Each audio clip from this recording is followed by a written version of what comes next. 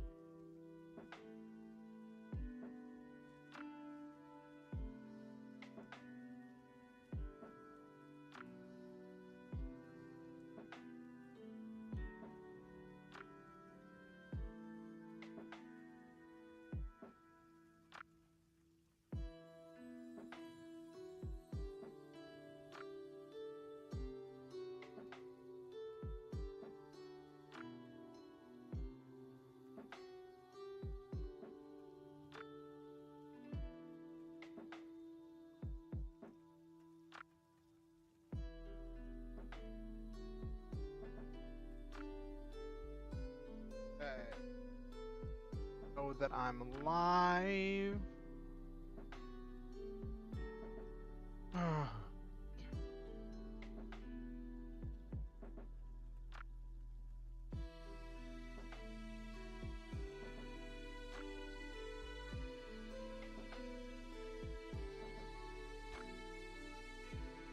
Hello, Nabiru.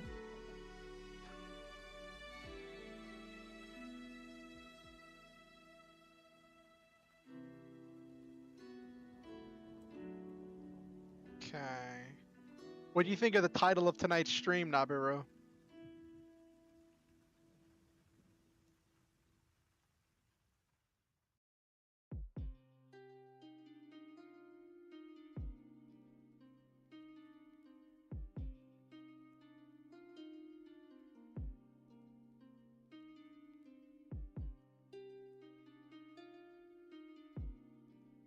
We are completely unsupervised, Nabiru. What is this? I just saw. Apparently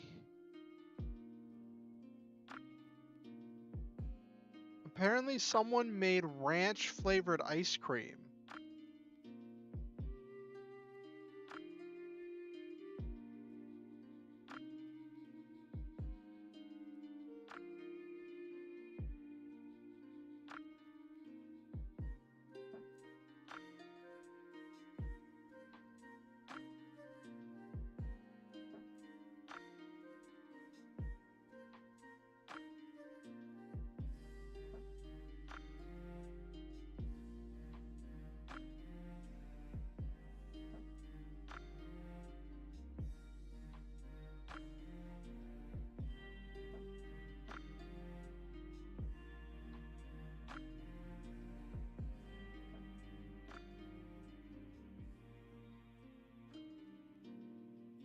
Did you know that, Nabiru? Apparently they just released limited edition ranch flavored ice cream.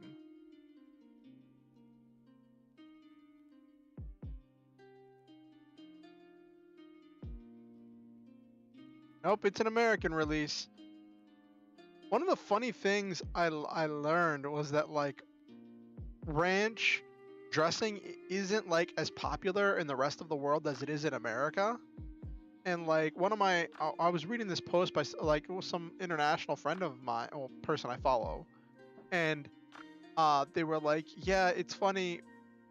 You know, my friend forgot the name for ranch dressing, and called it American dressing, and the server knew what we were asking for.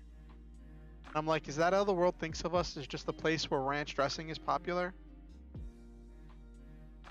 Hey, Tom. Oh, so you're not hyped about ranch ice cream?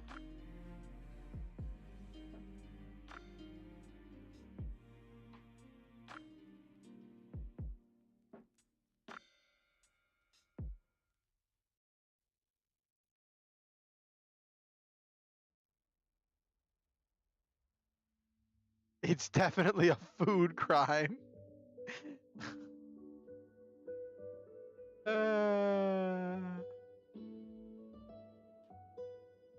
Alright, let's get to the just chatting screen for tonight.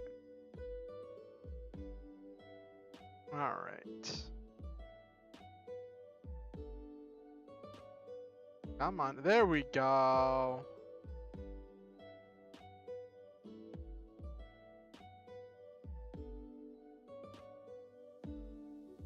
That would be interesting, eating a Kit Kat one layer at a time. Just biting off each individual layer of the Kit Kat. That sounds so cursed, but so good.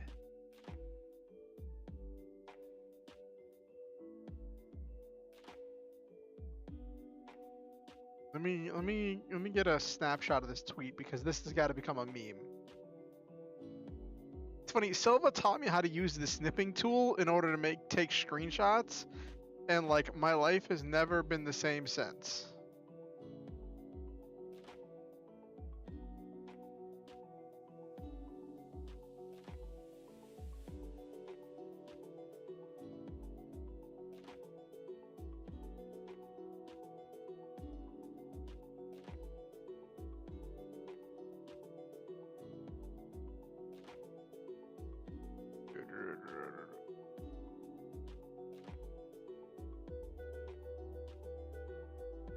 Oh, really?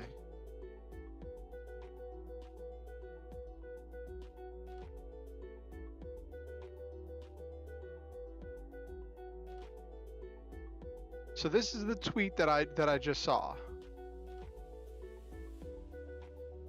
Someone tweeted, "Walmart listened to gamers. Ranch flavored ice cream is here." And a lot of the comments, a lot of the replies are people just being like, who asked for, like, it's this interesting mix where you get some people being like, oh, this is amazing. You get so many other people being like, who asked for this? What gamers did they talk to? Like, hold up.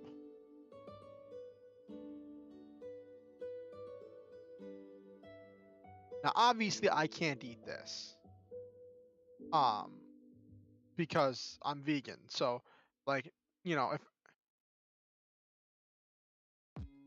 well, apparently, like, when I was in the comments, like, people were, or not the comments, the replies, people were showing pictures of them holding it in the, like, there were, pictures of people holding it in store.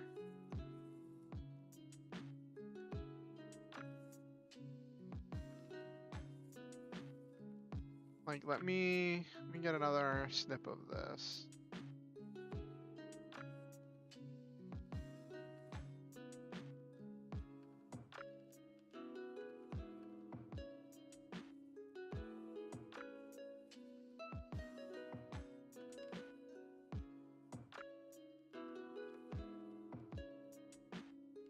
Oh, you Googled it.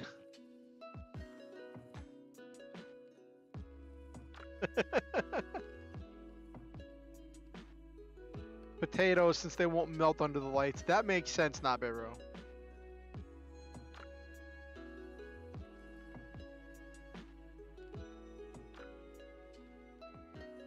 Like, this is like one of the other tweets in the. in the whatchamacallit, in the replies. So like that's what tells me that it must be real.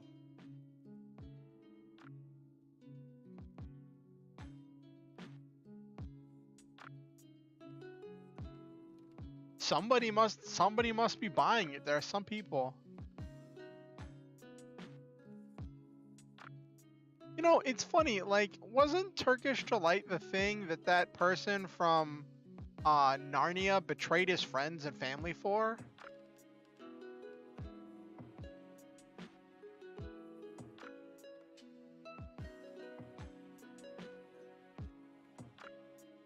Like, I never got into Narnia as a kid. It was never my jam. Um, but like, I've heard of it. Like, I've heard it's a horrible snack. Really? Cause like it's like, or at least when I saw in the movies, it was portrayed as being something so decadent and so like delicious.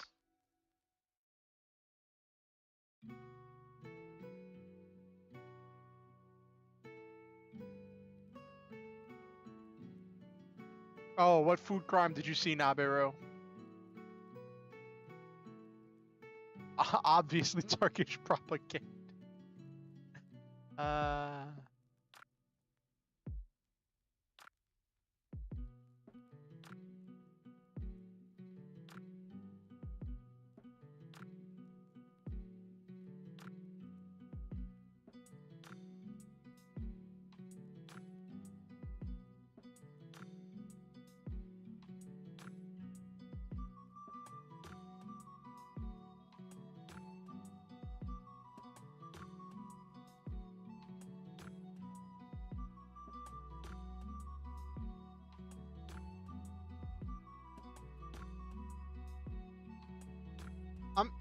I'm sorry. Did you say de-skin a Ritz cracker? What? What part? You mean like the browned toasted outer layer?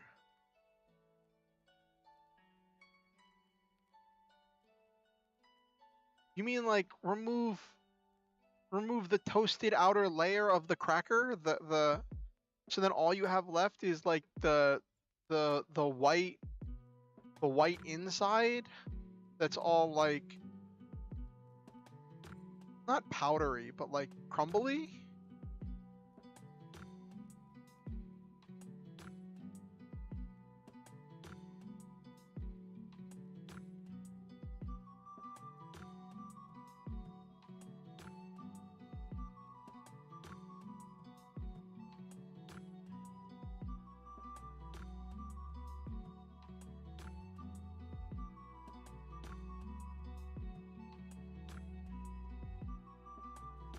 All right, show me Nabiru.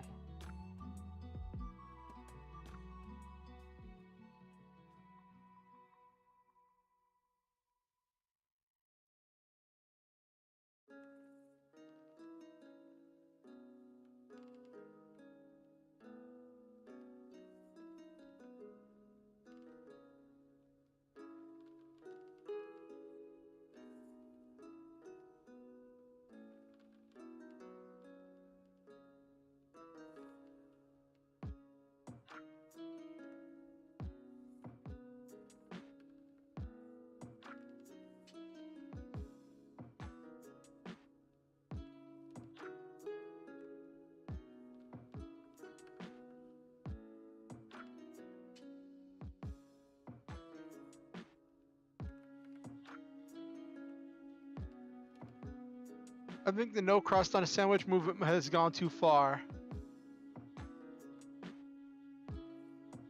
You posted it in memes. Let me take a look at this. That idea had to start in a restaurant kitchen. Yes. Let me take a look at this.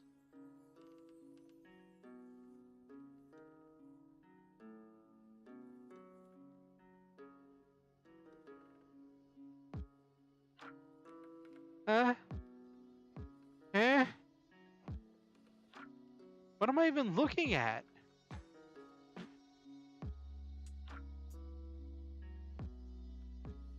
I can still see the edges. So, like, did they take it off of both sides or just the top? I gotta show you all what I'm looking at here.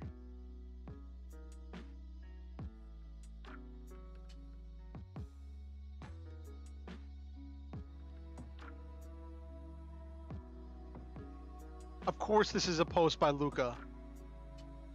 He's a VTuber who's known for saying and doing cursed things. He says stuff and doesn't really think about what any of it means.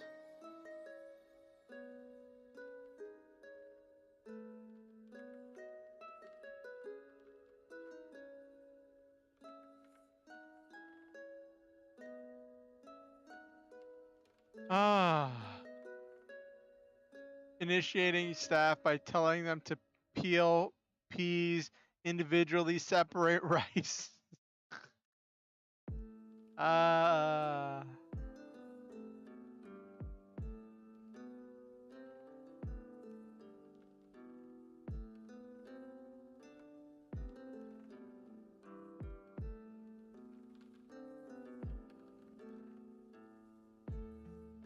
Why, Luca?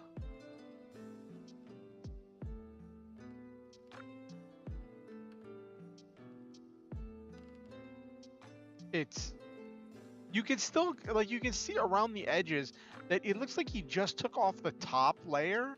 I don't think he took off the back layer yet. Because I don't think it would hold together if you took off the entire skin of both the top and the bottom. I don't think there's enough stuff in the middle to hold together. I feel like it would crack. Like, taking off one side, okay, that's difficult, a little bit bizarre, but whatever. But taking off both sides just feels like insanity.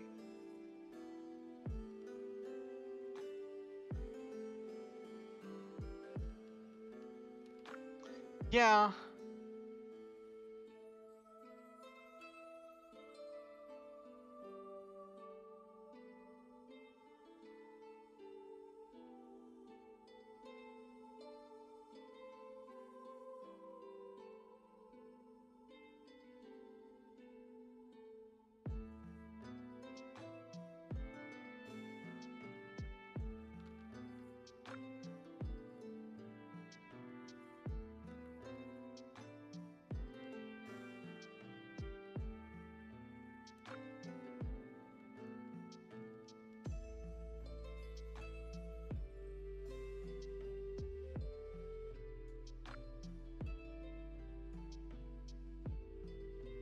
What's worse, Nabiru?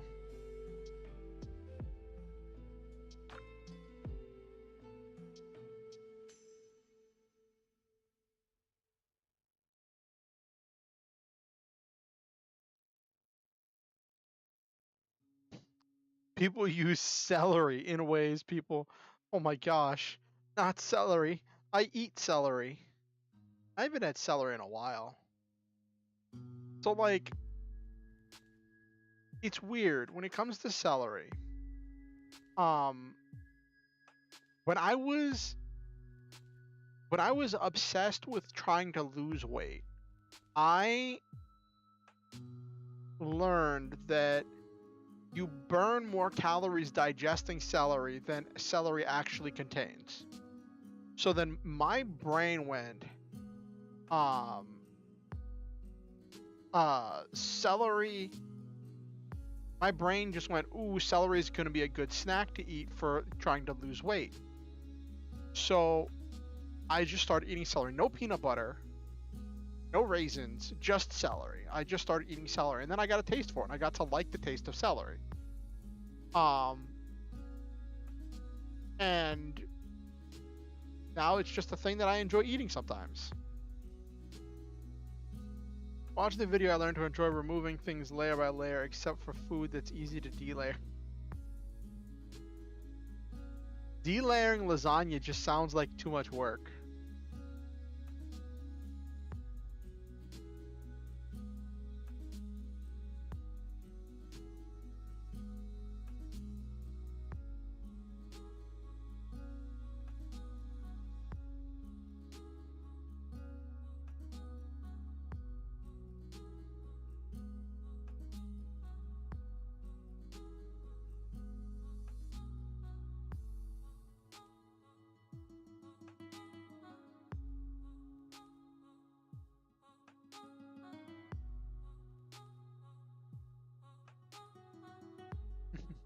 But yeah, celery is weird like that. Like I've seen some people just like really enjoy celery, the whole ants on a log where you have celery with peanut butter and raisins. And I'm not the biggest fan of peanut butter. I know I need to eat more of it because it's full of good fats. So like I need to eat more peanut butter. But it's just hard to get around to doing it. Mm-hmm.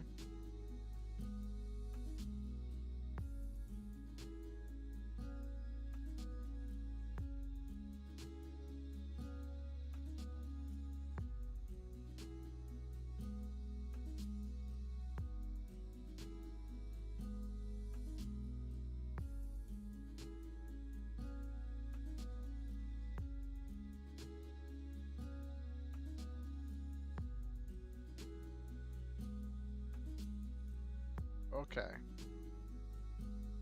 So how was everyone's week? What did everybody get up to this week? My week was interesting. I dealt with getting a new bed.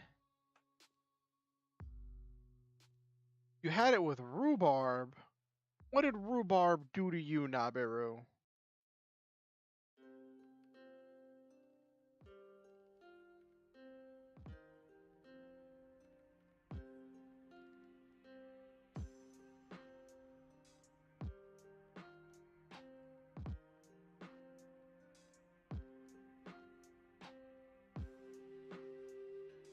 Oh, sorry. I thought you were saying I had it with rhubarb. Like rhubarb had done something terrible to you. But you're saying you had rhubarb with peanut butter. What is rhubarb? I've heard it before. It's like a vegetable, right?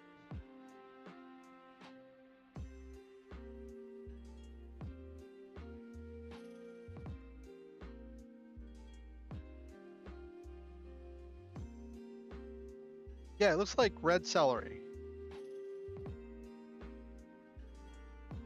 It tastes different. I just Googled it. Like as you were saying that, I Googled it. That's funny.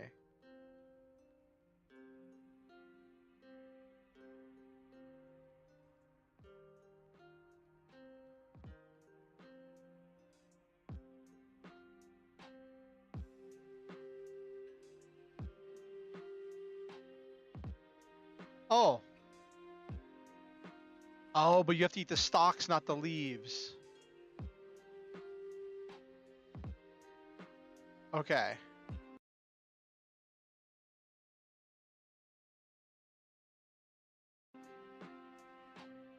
So apparently rhubarb leaves are like toxic, so you have to eat the stems. Okay. Interesting. Interesting.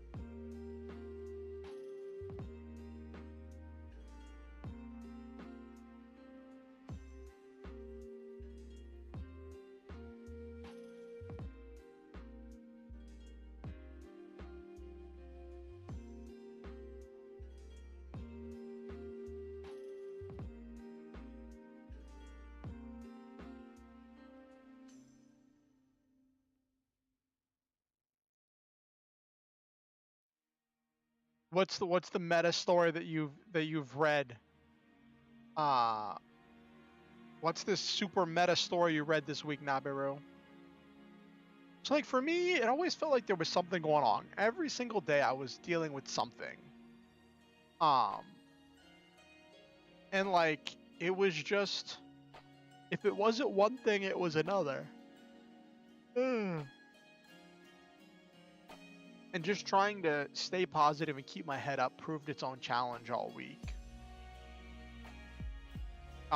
And like it's it's important to like stay positive when you can. So that was my week, just one thing after another.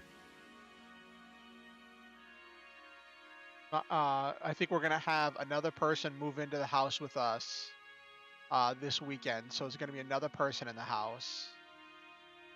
But the thing is, the person moving in is like he's really quiet. He's like me. He keeps to himself, and he always helps out whenever people ask him to do stuff. So like, it's not like it's a problem having another person move in. It's just like, oh wow, we've got another person squeezed in. I'm the girl with the hacks. Starts with them cursing that it's an isekai. They complain about the awful gacha pulls compares their powers to Game Shark and Skyrim mods. See, like one of the things I read that really stuck with me is that like a story laughing at how cliche it is does not make it, like, if the story is laughing at itself about how cliche it is, that does not instantly make it not cliche. It has stuff still has to be used in a like still has to be used in a creative way. Oh, did you make a bunch of memes, Naberu?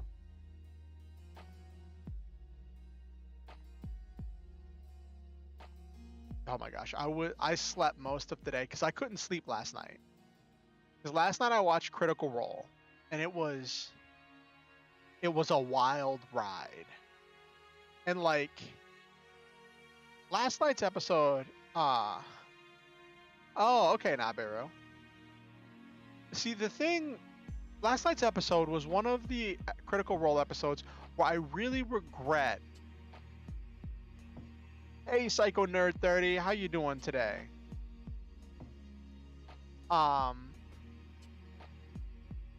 night's episode of Critical Role was one of those episodes where I really kind of regretted that I didn't spend 1,000 some odd hours to like watch all of the past campaigns of Critical Role. Oh, pretty tired. I know I saw you doing dishes earlier. Did something happen? You not get any sleep? I know you were just moving stuff the other day, right, Psycho Nerd 30?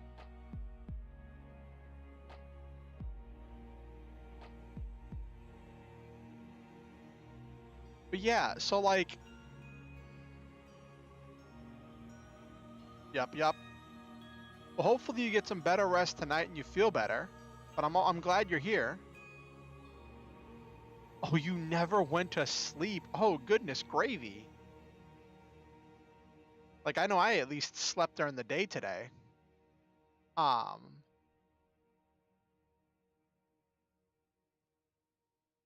yeah, so like, must binge anime and manga. But yeah, so like, when it comes to Critical Role, it's for those of you who don't know, Critical Role is a show where a bunch of nerdy voice actors play D&D, and their dungeon master Matt Mercer is known for spinning together this very intricate and unique story. And they're on their third campaign, and all of their campaigns have taken place in the same world.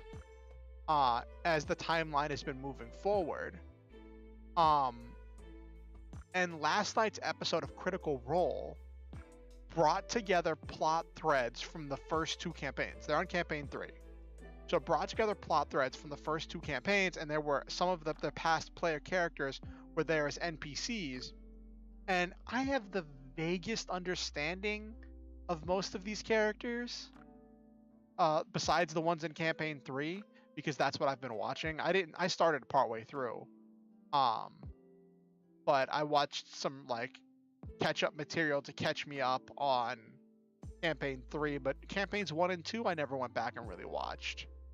But even though I didn't know much about these characters, I still got emotional, like, because I was kind of caught up in the moment when these characters appeared in these epic entrances in order to be like trying to stop this like terrible thing from happening.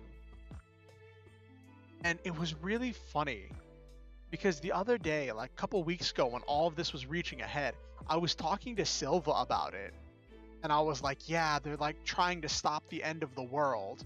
And then Silva was just like, well, like, yeah, it's, you know, I'm sure, as they should. Like, what level are they? And I'm like, 8. And he's like, oh. This team of level 8 characters is taking on a level 20 plus archmage with at least 2 legendary boons who's been planning for 1,000 years. Uh, it was one of those. Well, I think how it was. Yes, Tom, cream cheese. Cream cheese makes everything better, right?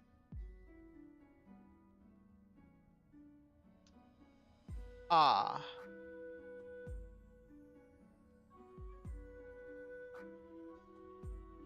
Well, I think how it was set to really start was like it was one of those things where like they were never going to fully stop the enemy, but it came down to what they could do to like make sure the enemy didn't completely succeed.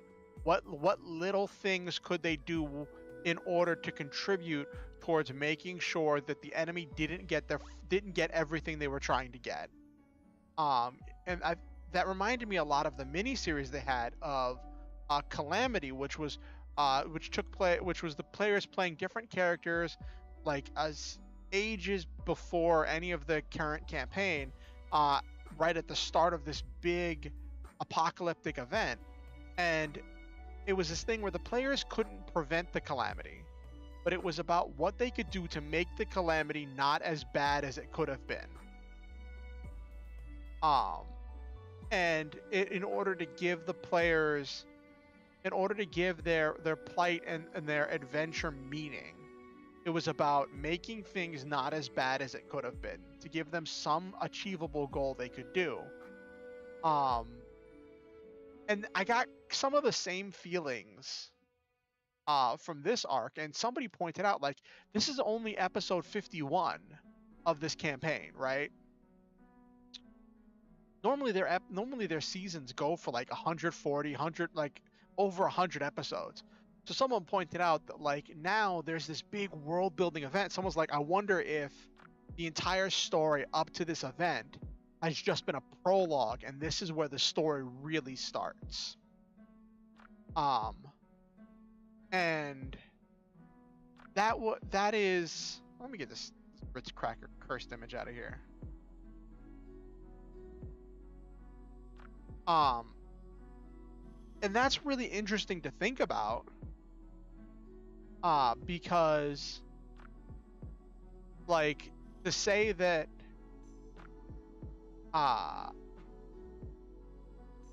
now with these characters being level 8, maybe they level up to level 9 because of all the stuff they went through,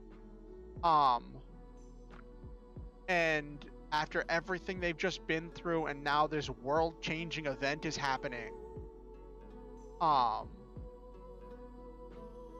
you know, just to see what happens. Though I've seen some people theorizing that like campaign 4 is going to have to take place in a different world, because it just feels like every campaign, Matt Mercer, the DM, has been escalating the threats, but this just feels like there's almost no believable way to escalate the threat even further because of just how deadly this threat is. And I don't know if I entirely believe that, because it's like there's always some new threat you can introduce. There's like maybe not escalation in danger of the threat, but maybe like a side grade, maybe something as dangerous or dangerous in a different way. And that'll prove very interesting. I was almost screaming at my screen last night though when I was watching the episode, because they like, okay, I don't want to go into too much spoilers, but one of the characters was trying to convince her mother in order to leave the evil side and start helping them, right? They had gone on a side quest and found this locket that had belonged to the mother in order to try to reach out to the mother and build the connection. There was one point where it would have been perfect for the character to pull out that locket and be like, remember who you are, remember who we are, remember what's worth fighting for in order to reach it. And it would have been perfect for it. But the character, the player, forgot about the locket. Either forgot about the locket or didn't think about it or what have you, or I don't know what. I don't know what was going through their head, but they didn't pull the locket out, so they didn't get any bonuses on it, and then they failed the check. And then that was their last chance to possibly stop it or make it not nearly as bad as it became. And I was like,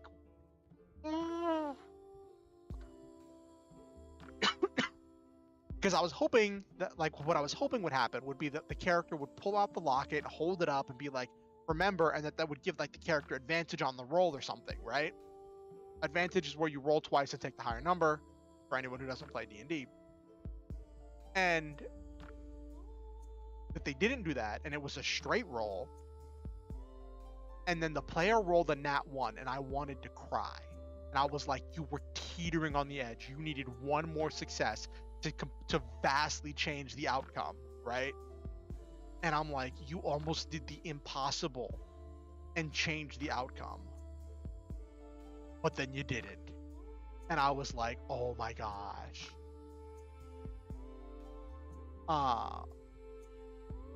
It was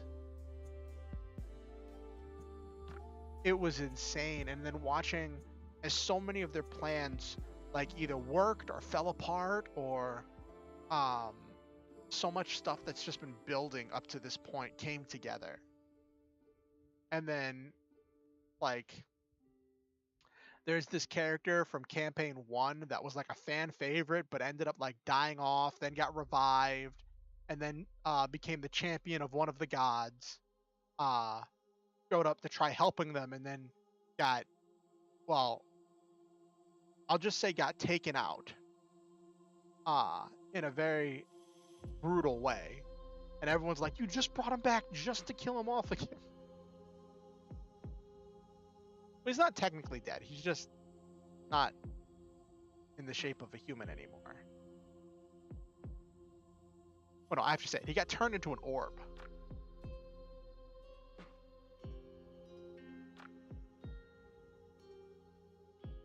Which I thought was funny because from my understanding of the character, that the character looks super edgy, and I thought it was really funny that like he got turned into an orb, which is a shape with no edges. And I shared that on Twitter, and someone was like, this is my new favorite take on this. Thank you for sharing it.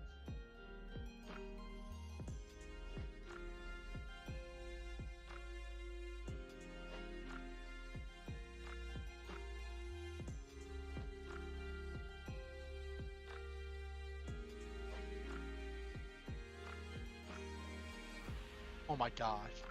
Hold on.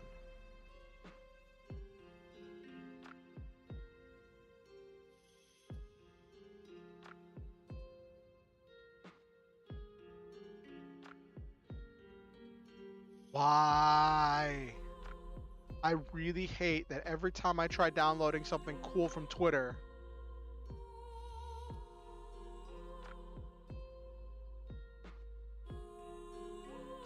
well, that character was a player character that is now an NPC because that player is playing a different character in the current campaign.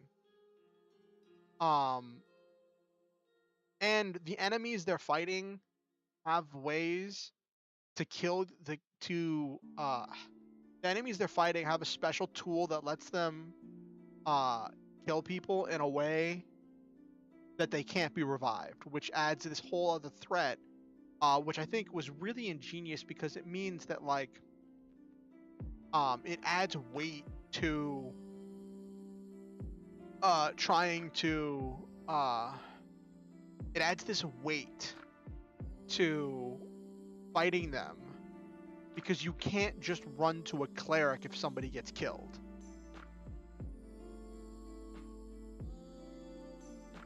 Broken hacks. All right, I gotta share something though. I just saw, so I follow this thing on Twitter called Red Pandas Every Hour, which just shares. Just it's an automated thing, and every hour it shares a new image of a red panda. And I had to share this because okay, look at this red panda. Does that not look? It's like it's staring off wistfully into the distance, like it's just seen some stuff. Like it's just gazing off like in brooding. Does that not look like a brooding red panda? Am I wrong here? Am I wrong here? Like that just looks like a brooding red panda.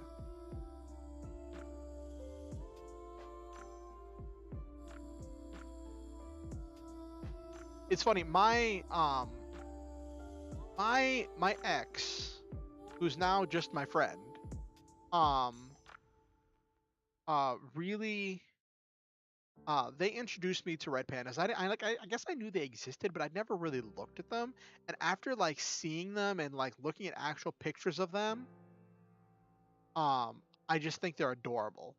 I think they're absolutely adorable. So now I look at red panda pictures.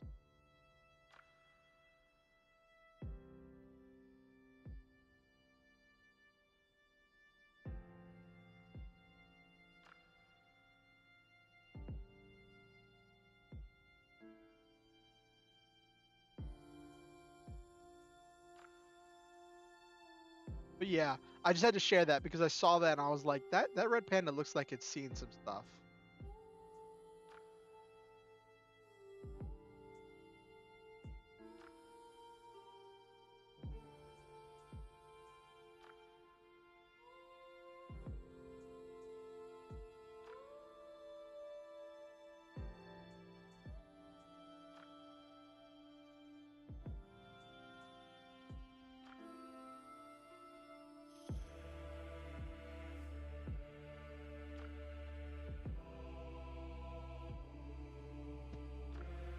They're your favorites next to cats, Naberu. Okay.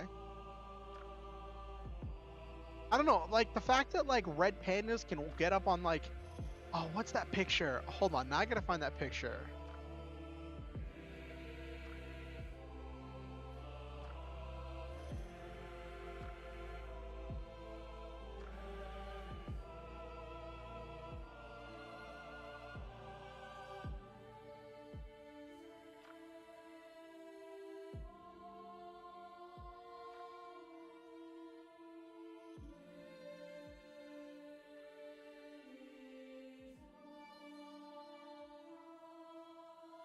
Here's the meme.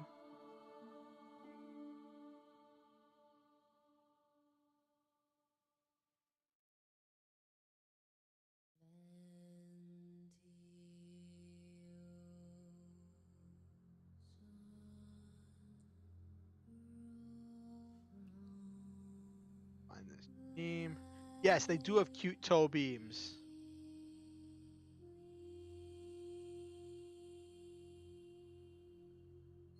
I don't know what I hate more, JFIFs or WebP. Like more coverage is being added for JFIFs, but WebP files is literally just an image, is literally just a web page. So like you can't just, you have to convert it into something.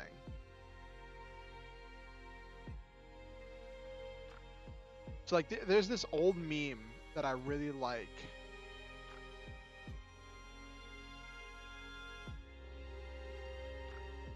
That's true. Turning Red did star one. So I think I saw another meme that was like this. That like had a reaction that like zoomed in on the red panda that said, yes, bigger and more threatening.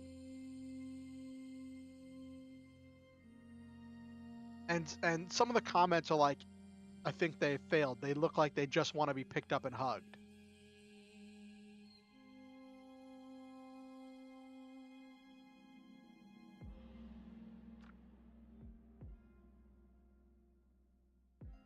Like they're trying to look more threatening and they're just failing at it.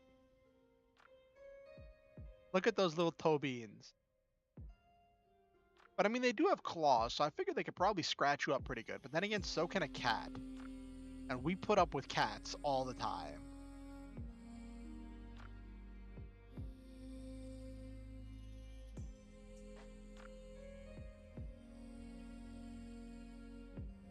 Oh, here it is.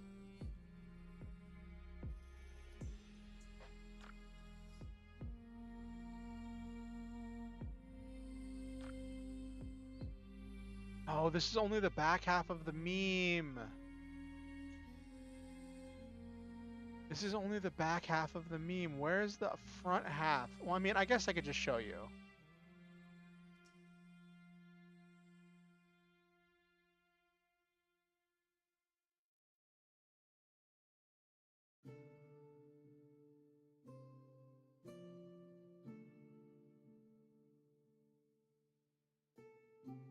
Okay.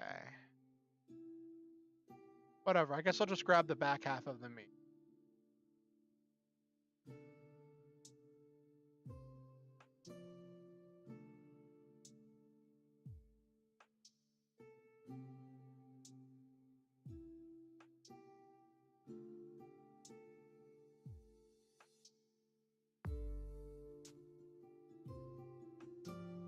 So hard to find the right memes. But yeah, so like the meme has a, well, I'll show you. Like it cut off the top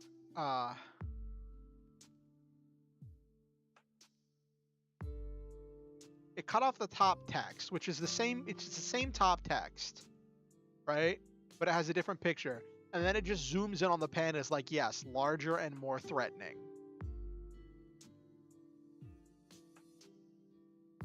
Now I want to make a red panda character.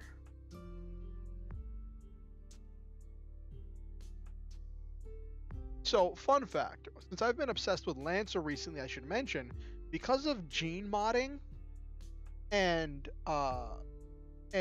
advances in cybertech and stuff, in the futuristic Lancer universe, you can make furry people as characters. Which is really funny because the games I've played in have been very like normal human centric, and I haven't had, like, even the games I run haven't really had anything outside of what you'd expect in a normal human type game. Even though you can have anything, like in one game I played in, there was a bunny person, but that person was like really unusual, which was just like really unusual, but like those are all things that can happen.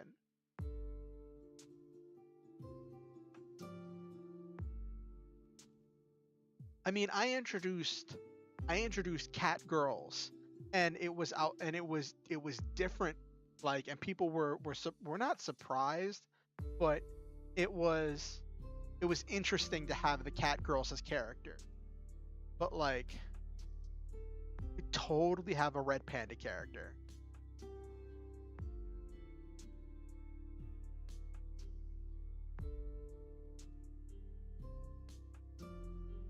Oh.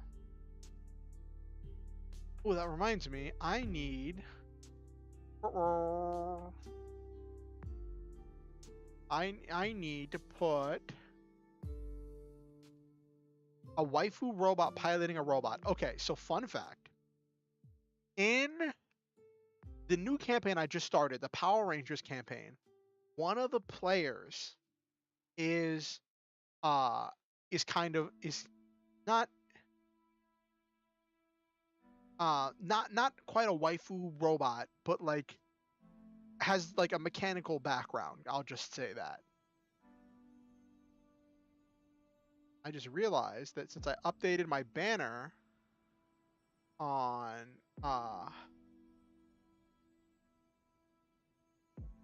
Facebook, on my face, because I have a Facebook fan page.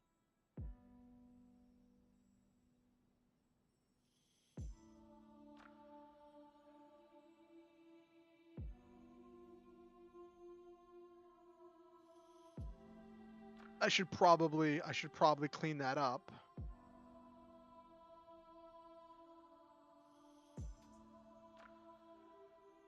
What in the world? What is Facebook on right now? So like, okay. So I have a Facebook fan page that I also post going live notifications to, right? And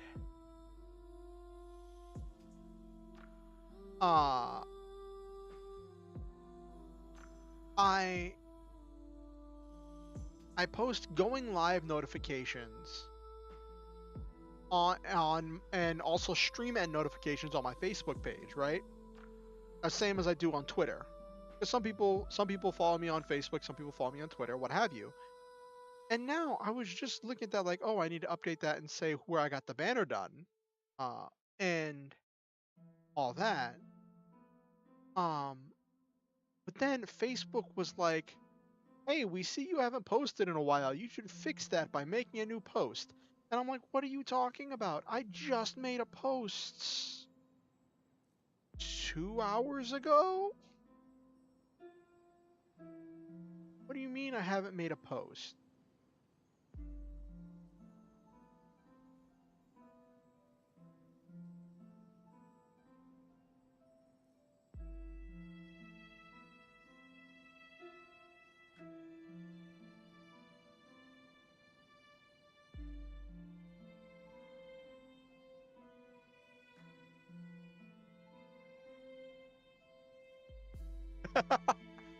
I just saw this meme. Hold on.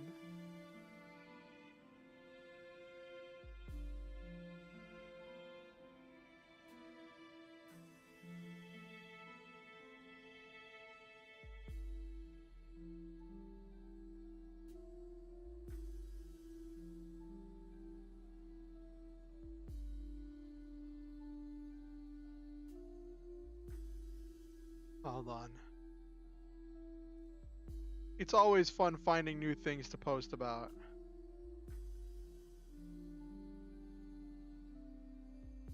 I see this meme pop up every once in a while, and it always cracks me up.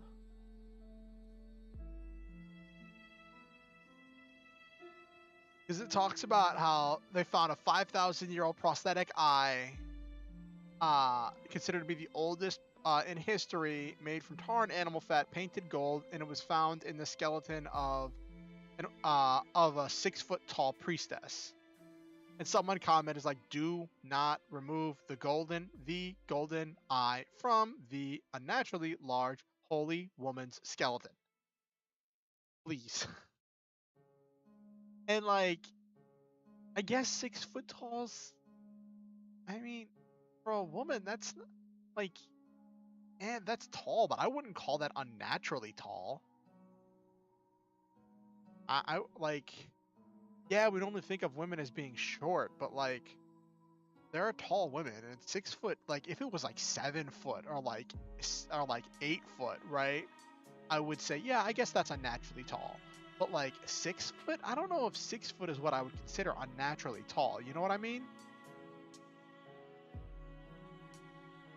But as someone in the comments pointed out, they know what it's made of. They removed it already. They said, I'm gonna think about which parts, on which aspects of reality I'm gonna blame this on. Just say it's because they removed the eye.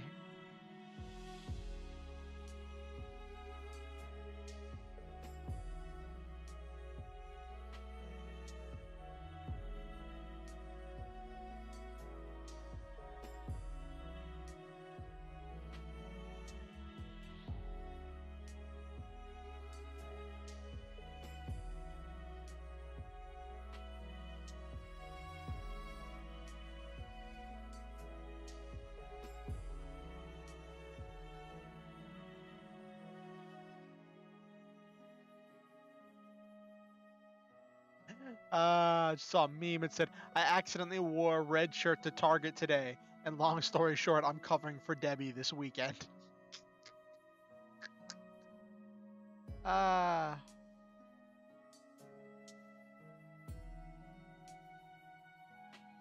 Very piloting robot might as well simp for all. That site is the needy type. Yep.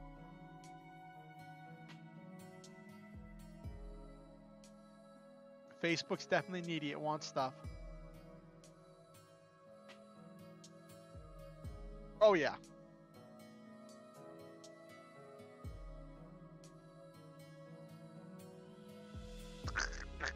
One of my Florida friends just posted a meme that said, "Thou shalt not complain about Florida traffic unless you are from our state." Otherwise, you are the traffic. All right. It's going on 9:30, so let's get down to actually talking about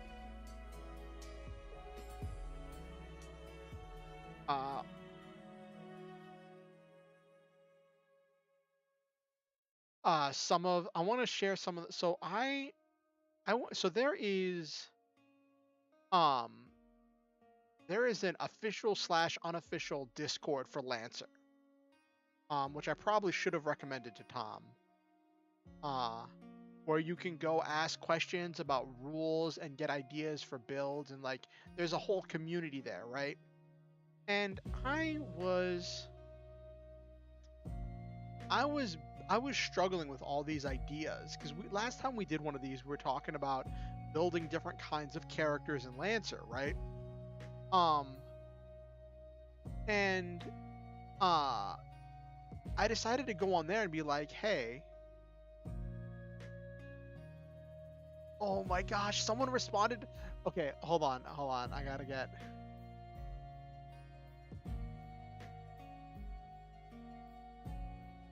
Hold on. Let me change.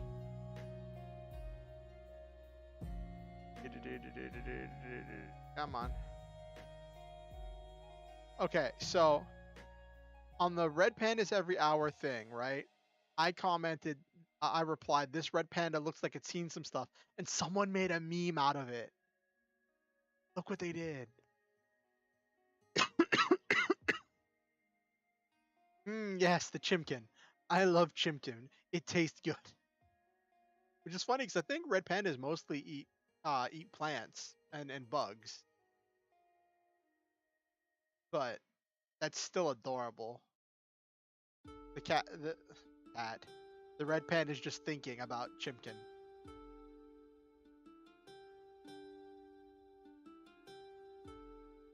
I inspired a meme. I'm so happy.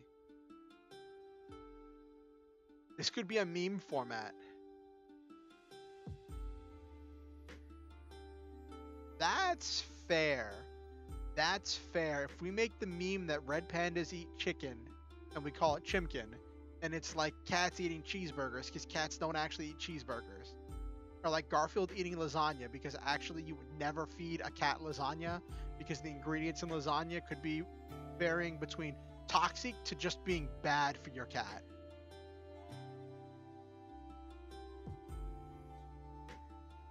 But I just wanted to share that because I thought that was hilarious.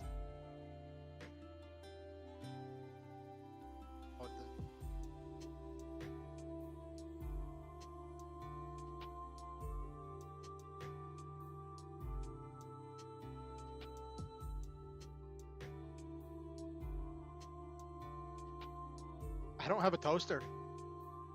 Hold on, let me turn on the music a little bit.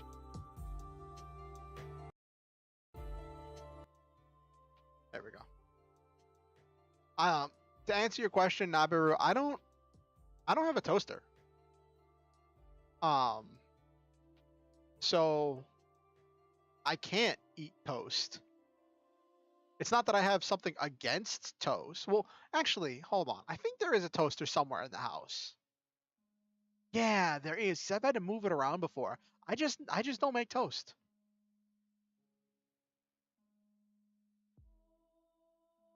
Bread on bread. What is that blasphemy?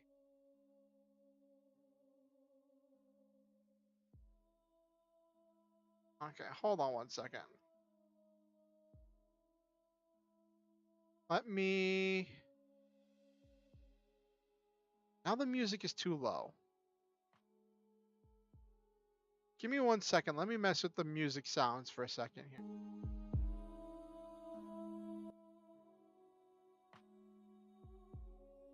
That sounds better.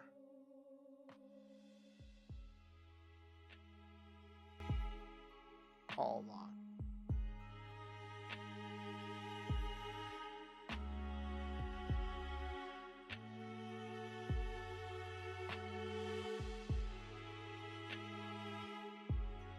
Here we go.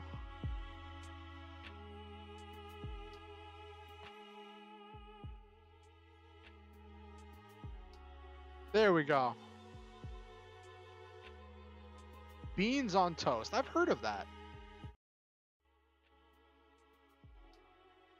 So, I thought I might solve this the same way I solved the problem with the Armored Core 3 sounds, which was to use the ancient technology of the volume mixer.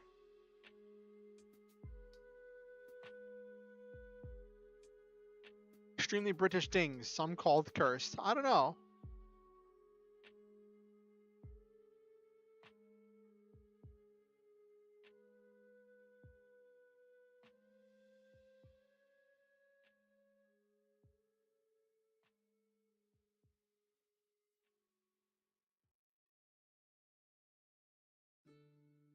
Oh, fun fact. I'm not sure if I mentioned this, but I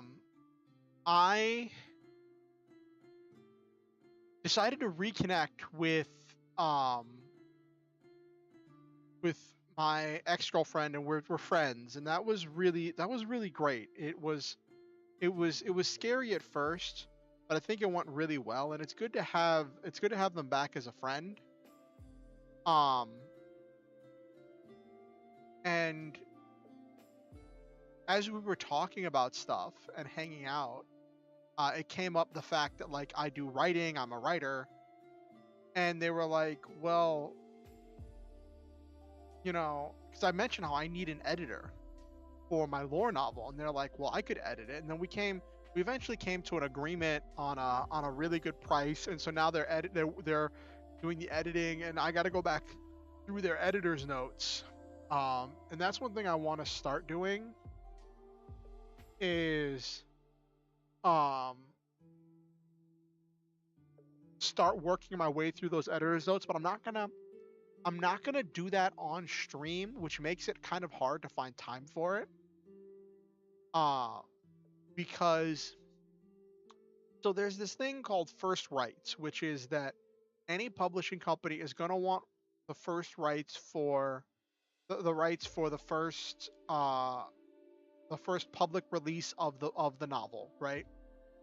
And like I technically should be okay because um it's just it's like you can't watch the stream and read the entire novel, but I want to keep my bases covered because my streams cover the first draft, but as I build the second draft off of these editor's notes, I want that to be something that I do on my own instead of always doing that on stream. So that is something that I'm going to be working on. I have some ideas about stuff I want to introduce in the second draft and ideas I want to expand. Um, and I have some room to go because, like, right now it's 58,000 words, and I want it to get to around 60,000. Oh, I gotta.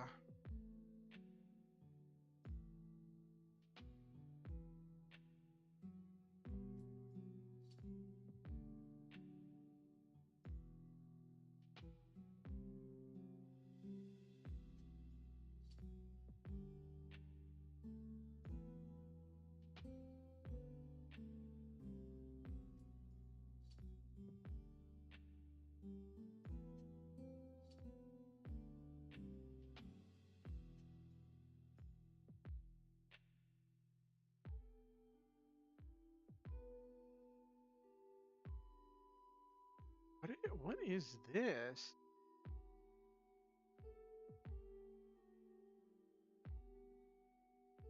What is it? Somebody is posting.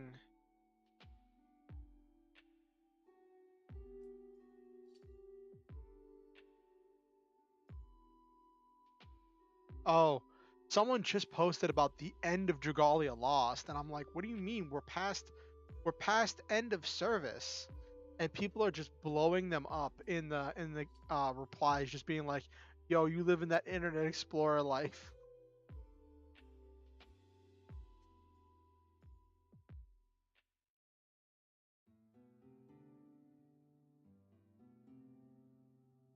Uh,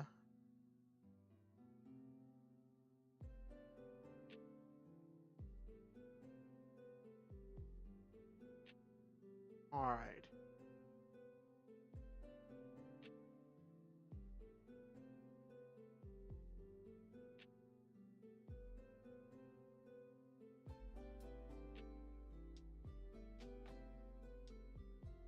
Okay.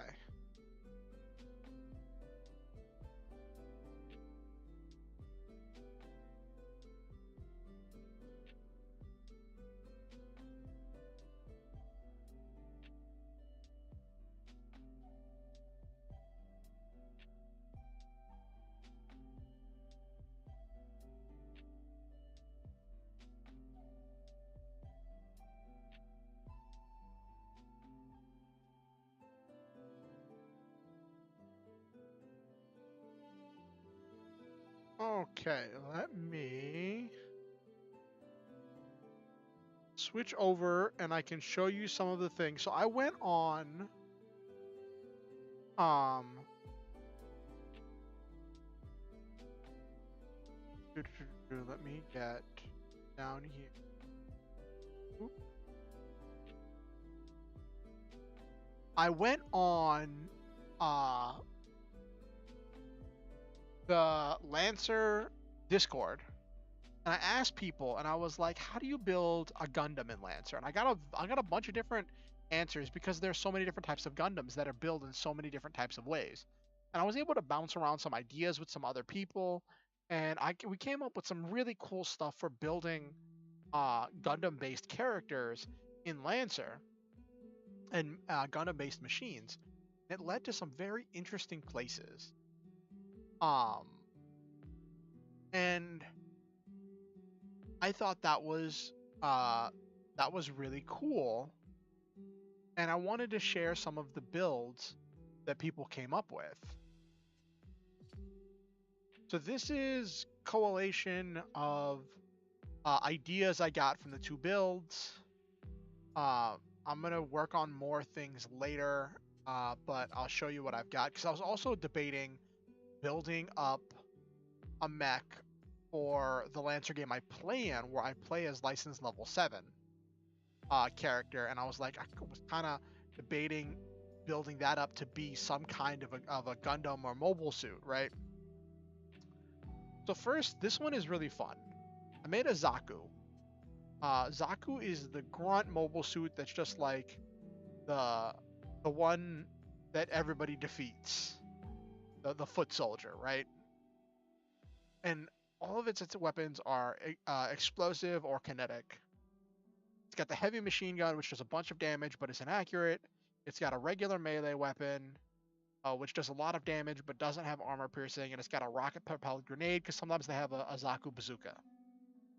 And it's all about the grenades, the smoke grenades, and the frag grenades because that's a thing that the Zaku's use a lot of. Is they use grenades.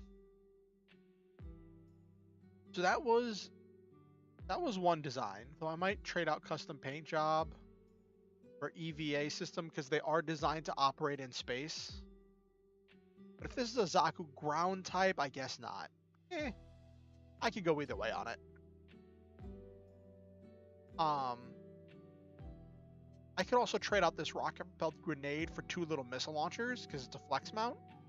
But I thought you'd appreciate that. It's got 2 hull points. And it's got a good balance of ranged and melee. So it's good for a lot of things. It's got the hex charges. And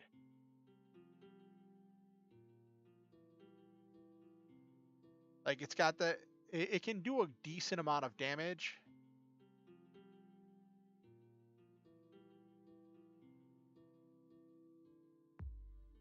I wish the frag grenades had arcing so you could throw them over. That's one thing I really... Hold on. I really wish the frag grenades had arcing so that way you could throw them over cover to places you don't have line of sight.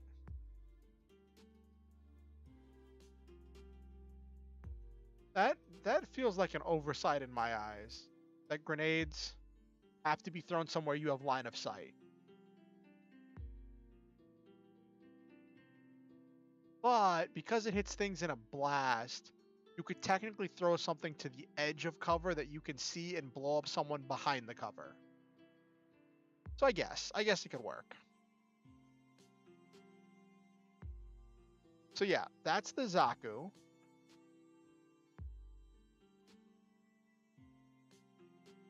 And this is the one built to be the GM, which is the Gundam mass production type. The kind of mass-produced main character suit. Got the charged blade for the beam saber. Normally these suits have 2 Vulcan cannons mounted in the heads in order to deal with close range enemies, and as kind of an anti-infantry weapon as well. So I mounted in the flex mount 2 pistols with the thought that they're both mounted in the head, and I gave them a thermal lance to be their beam rifle. And instead of giving them grenades, I gave them a lot of mobility. The rapid burst jump jet, the EVA module, and the stable structure, which the stable structure is kind of iffy. Go either way on that. It's a very well built and high quality machine to represent. Whereas the Zakus are like these mass produced, relatively cheaply made things that are just designed. They win with numbers. The GMs, while being mass produced, were made with a higher quality. And that was what I wanted to represent with that. But one thing that was interesting is the GM is supposed to have a shield, right? That's one of its defining factors. And I couldn't figure out how to get a physical shield on there. And someone said, hey, personalizations lets you put some kind of minor modification to the mech. You could say that your +2 HP you have as your minor modification to your mech is that you have a physical shield mounted on your other arm. And I was like, you know what? That actually works. That actually works. Personalization is that there's a shield mounted on it. That in the description.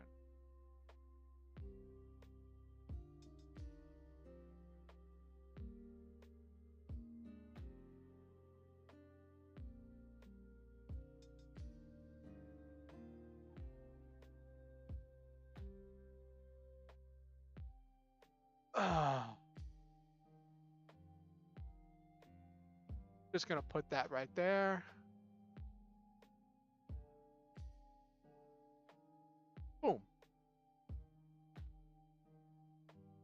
So then it becomes, how do you take this and push it to the next level? This is a license level 0 character, right?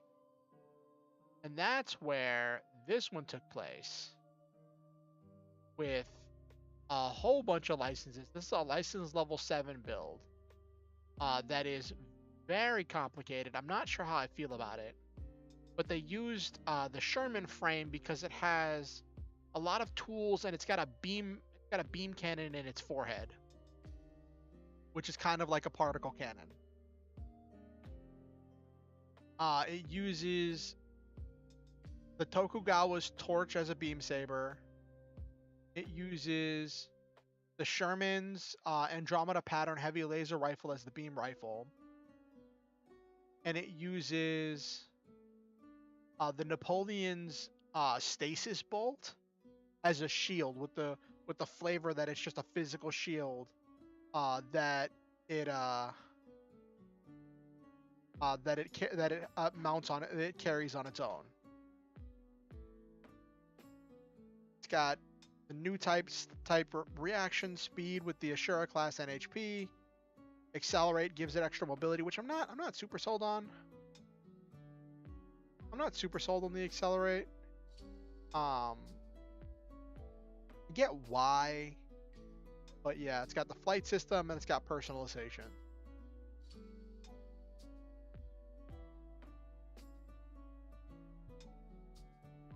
But yeah, it does, and it's got, as far as talents, I think I got the talents. Nuclear Cavalier, Duelist, and Heavy Gunner.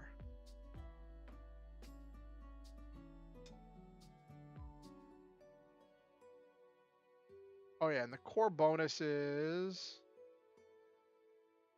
or whoop.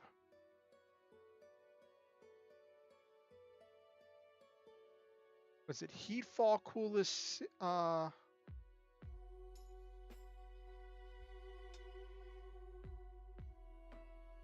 Superior by design in order to give extra heat cap.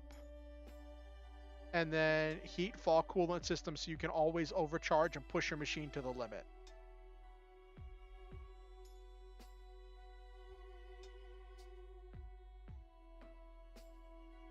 And it's funny because it ends up being, if you look at the licenses, right? Oh, here, you can just see it here.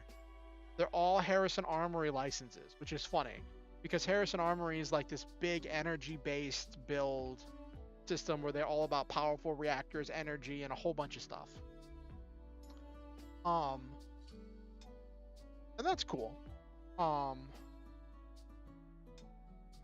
Before that, I built this, and I'm still toying with it as an Everest build. I don't think I've put all the... Oh, yeah, I haven't put all the things in here. Yeah, I put in here... This is still using all the GMS stuff. With the heavy machine gun. Like, this is more of like a... this is more of like a lower end, like... what was it? Not the RGM 79. Was it the RX 78?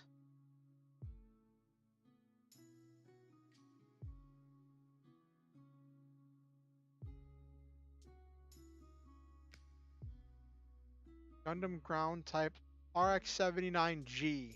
Okay, that's it. Because the 78-2 was the main one in RX 79. So yeah, it's more of an RX 79 build with the heavy machine gun. So that's more of what that is.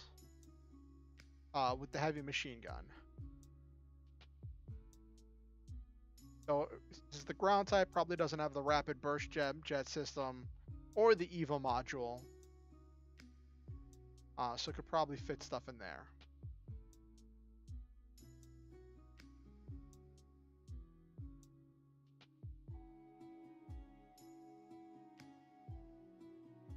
But yeah, so that's that build. I wanted to share that stuff, and I wanted to ask, what are some cool characters that you all have made for some of your games? Nabaru, I know you don't normally make characters, you normally make settings, but I was just curious. Have you ever actually played in someone else's setting or one of your own settings and like actually used a character of your own, Nabaru?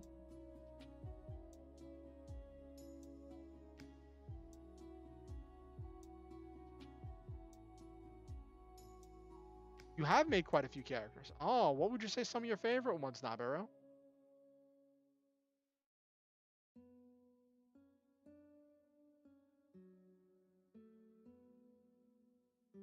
Ah, that's interesting.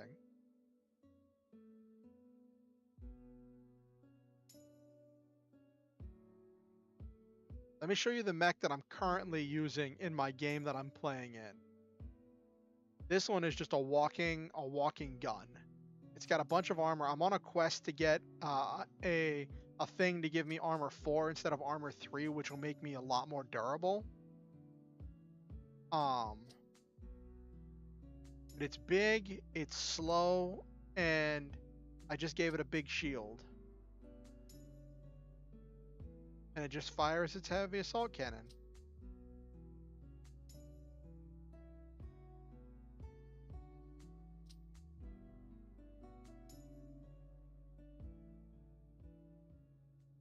But yeah, this is the one I've been using. And the setup I have for this is auto-stabilizing hardpoint, overpower caliber in order to make my big gun hit harder. My favorite is one I made 4.5 years ago that I still enjoy adding to. Ooh, can you describe the character for us, Nabiru? The Grease Monkey gives me like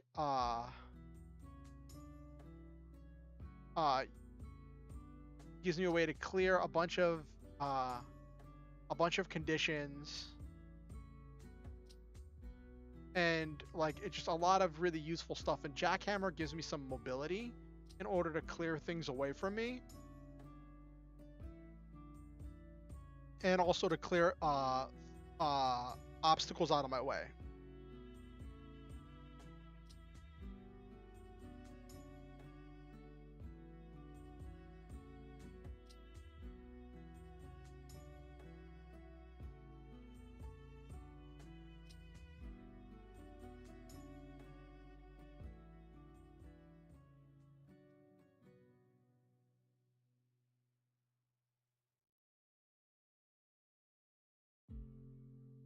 I always forget to do this because I land a lot of critical hits. When you perform a critical hit on a character or object with a cannon, you can choose to cause an explosion of secondary munitions, causing a burst to explosion around the target. Characters within the affected area must either drop prone as a reaction or take 2 explosive damage and be knocked back 2 spaces from the center of attack. I need to remember to use that because my main weapon is a cannon. She is the spirit of ancient armor, over time helping her owner gain influence and power until eventually she was forcefully given a real body and sealed until the modern era, where she gained a few unique skills and abilities. Ooh, that's interesting.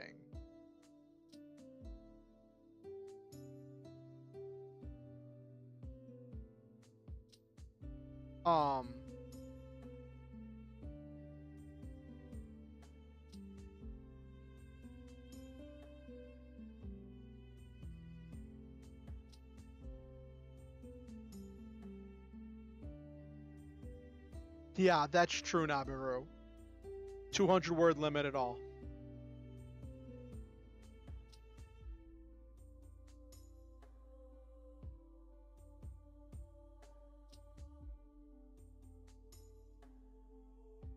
Yeah. So the point of this character, I make a lot of characters based on different ideas, only have used a few. Okay. So the point of this character that's really interesting is he was a soldier who had really nothing to fight for, and was just kind of going through the motions in life. And he was given the opportunity to go in stasis as part of a project, to help out some cyber vampires. And then he did it. But then when he woke up, everyone he knew and loved was dead. And he was like 1,000 years in the future, and now he's just trying to settle in and figure out stuff in the future. And it's funny how like you start with something that's just really silly, right? And then it slowly becomes more serious, becomes a bigger part of your character. And like one of the things was like I wanted this character to learn etiquette and slang and be constantly trying to fit in this new modern era, right? So that became a thing that he's constantly trying to work on, and he's also very technically minded because he has experience with tools and maintaining his own equipment.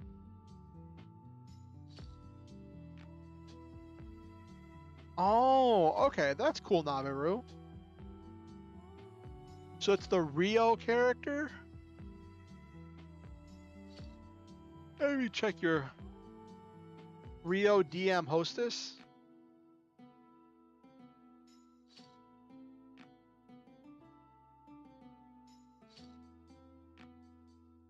Okay.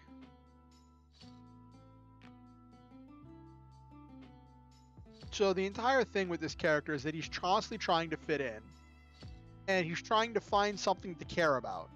But he's also almost always wearing this super thick, he's wearing his super thick hard suit, always. just walking around armed to the teeth, essentially. Well, I might change his hard suit out for a heavy hard suit just because of how bulky he's supposed to be.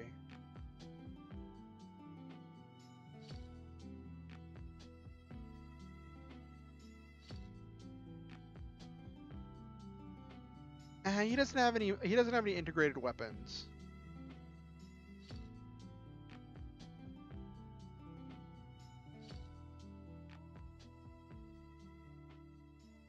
So this is what he.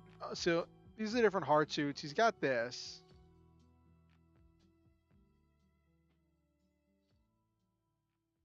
And I'll just stick with the assault hard suit. Use Vroid. Vroid Studio is really cool for doing stuff like that, you know?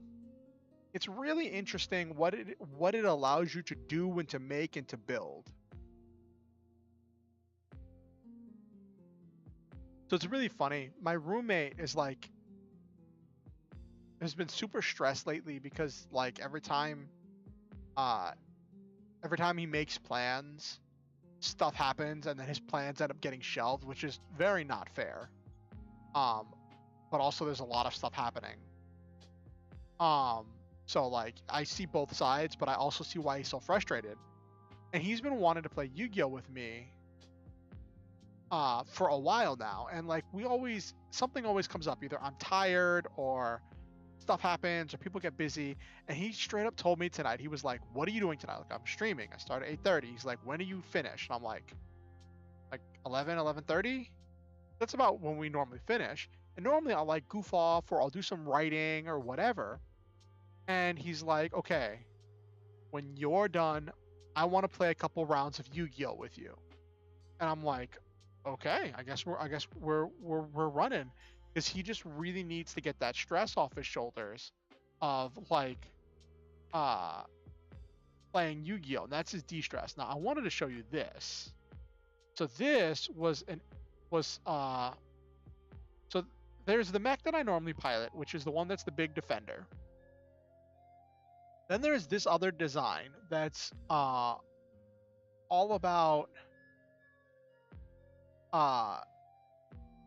firing this Andromeda pattern heavy laser rifle repeatedly for a bunch of damage, right?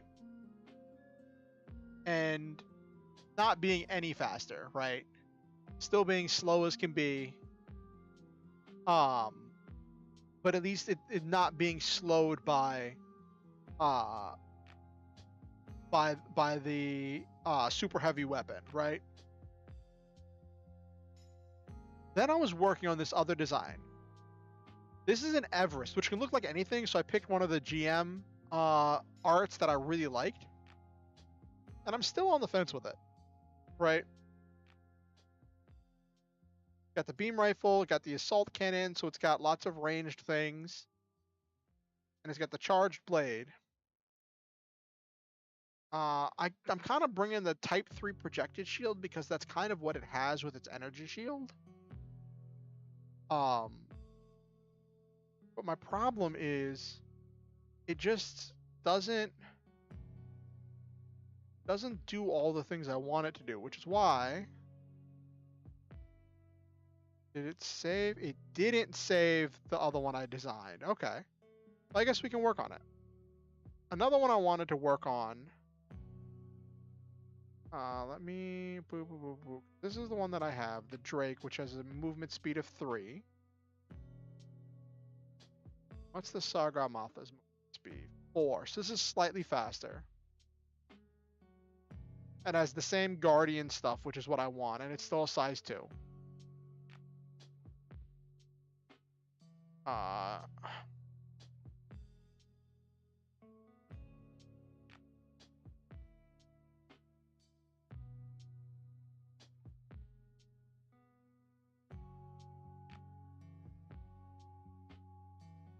Take the name Alexander, the shield.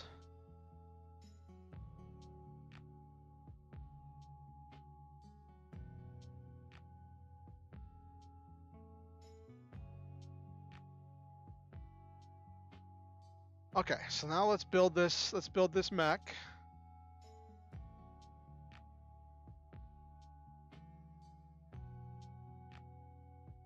Got the laser rifle.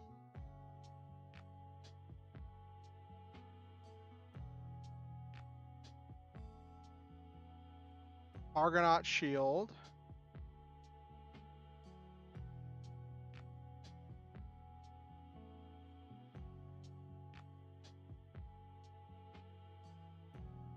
This isn't about doing damage as much as it's about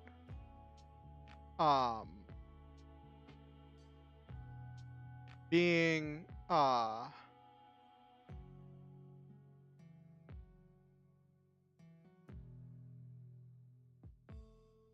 being right up on my enemies,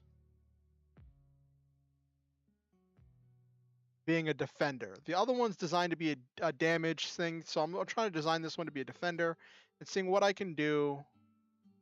First, we have to grab this because I'm going to need that just for mobility. 20 points. I got 2 points left. I could grab portable bunker, which is a really great defensive unit. Or I grab personalizations and custom paint job. Does it use any of the Drake things? No. But it's not optimized by any stretch of the imagination.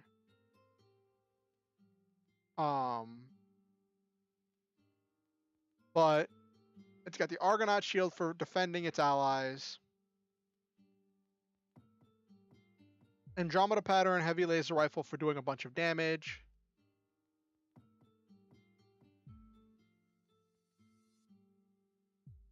And it's good at firing and hitting things hard.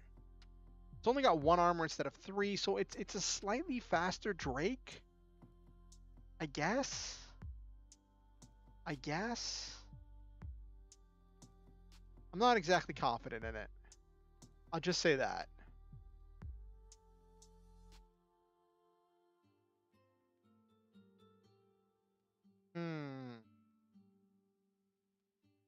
Like if somebody gets close,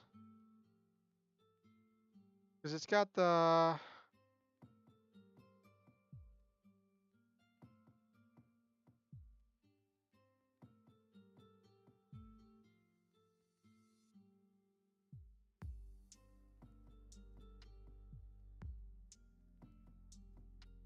save target's 14. That's good. I also got to remember this collateral damage because that's really important.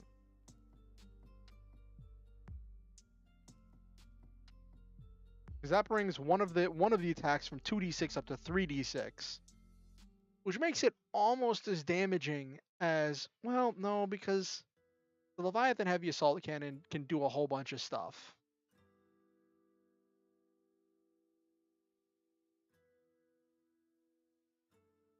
And like as soon as you put the Leviathan Heavy Assault Cannon on something, it becomes Leviathan Heavy Assault Cannon build.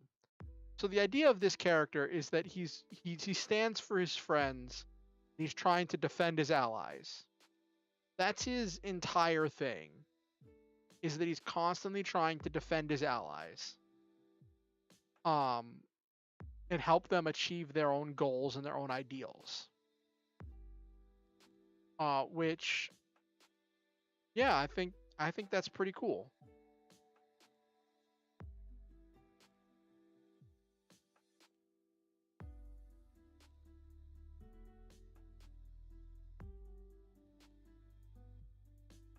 Okay. I hope it actually saves this time.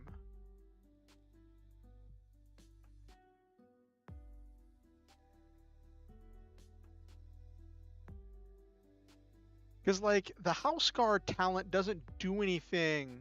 Like, I don't know if I can update this in order to do it better. Like, I've got the ballistic shield. Yes. But that only gives me a defense against if I'm trying to run away.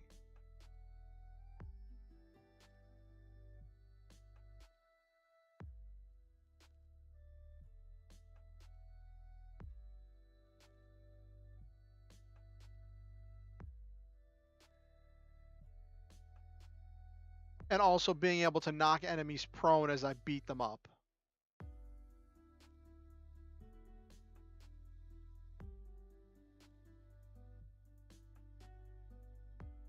I don't know if I want this Aegis shield generator because I never use it. I never use it at all. It's so funny. I have this here where I can throw down. I've got 3 shields I can throw down, and I just never use it.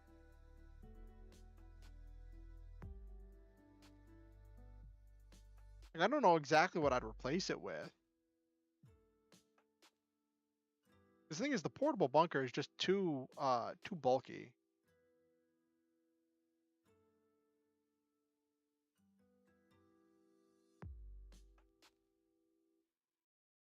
Or I just need to remember to use my shield generator whenever I'm fighting more often. For all of my extra designing, I'm probably still going to stick through with the Drake, just because I like its design and I like what it does. And I just love that feeling of hitting and rolling so many dice and just doing ridiculous quantities of damage in one hit. It's just something that I just really enjoy doing.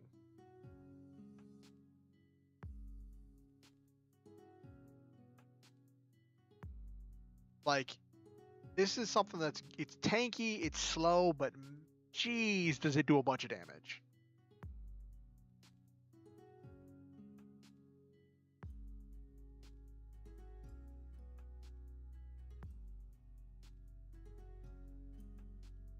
I mean, I could theoretically get the Argonaut shield in order to be able to defend my allies.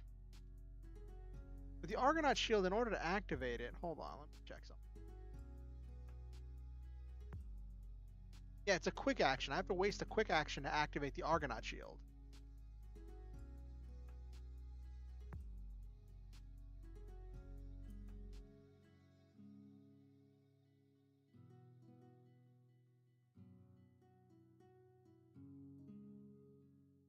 Ugh.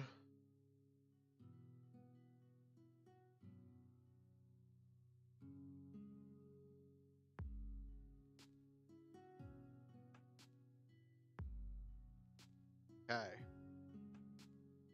So yeah, one of the jokes for a while, because the planet we were on for a while, the joke was that the slang there was 1920 slang. So I found this list of 1920s slang words, and I was just using those, and my game master was just dying inside every time my character opened his mouth and tried to negotiate with people. And so my character wanted to learn the most up-to-date and modern slang, so he was learning from studying young adult novels. From studying modern young adult novels. That was his thing. And at first it was just a meme, and now it's just become a part of his character that he just enjoys reading modern day young adult novels. And I make my GM come up with new novels for my character to be reading. My character reads more novels than I do. My character also sleeps more than I do. Well, sleeps better. Exactly, Nabiru. But just imagine a person that looks like this, just walking into the library and just like going into the young adults section and wearing full armor with weapons strapped to his back, picking out like some kind of like Percy Jackson or some other kind of like young adult novel, and then sitting down in the library to read it.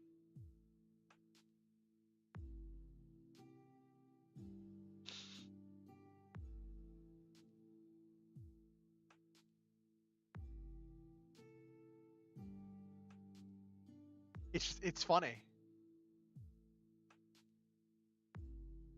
I mean, I think it's cool too, which is why I do it.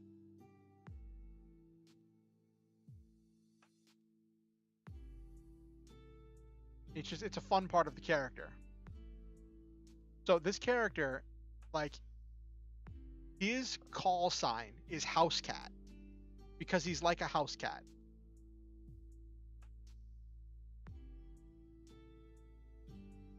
kind of.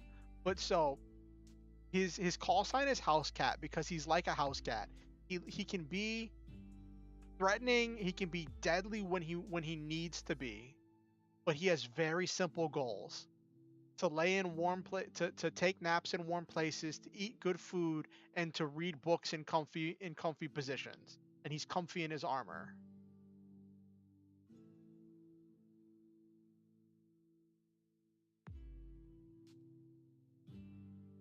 All he wants is to read good books, eat good food, and be comfortable.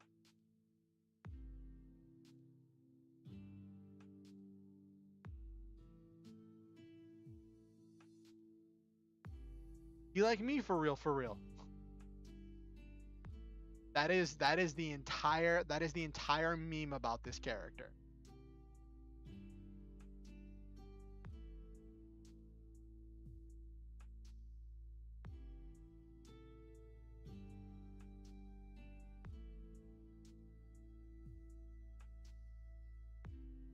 And he pilots and what's also really funny, right?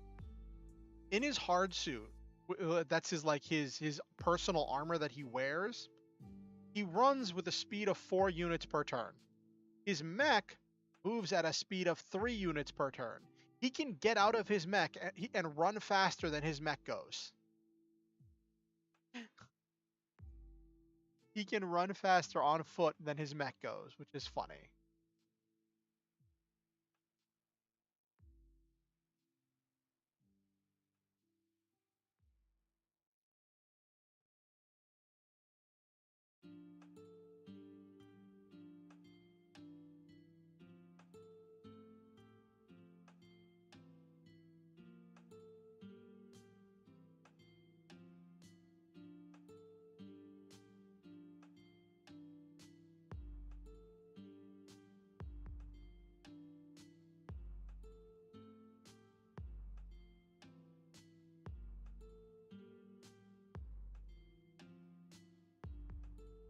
Yeah, so this damage output, so the thing with the Leviathan Heavy Assault Cannon is it can be fired like normally, where it just fire one barrel, or you can spin it up where it's spinning and fires rapidly, and it just does so much more damage.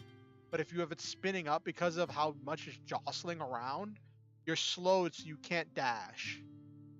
And, well, it's called boosting, but boosting is a big part of mobility in Lancer, so it just contributes to the slow feeling of this mech. I'm just slowly walking around, eliminating everything in front of me.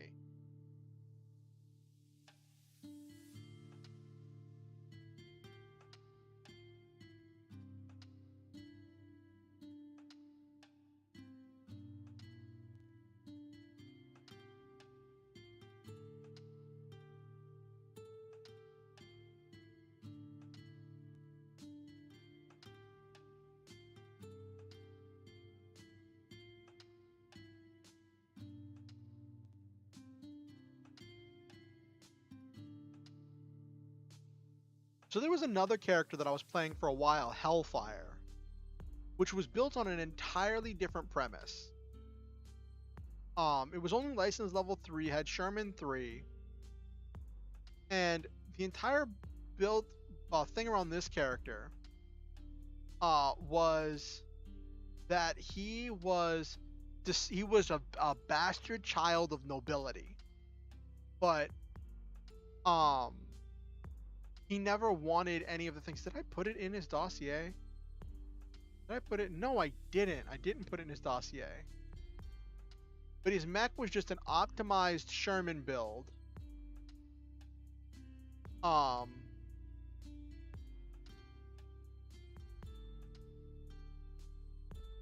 That was just maximum damage with his why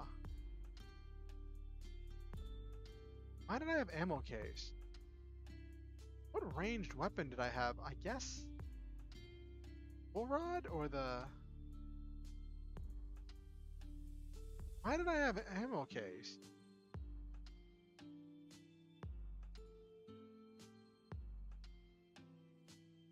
Oh, the soul pattern rifle. Okay.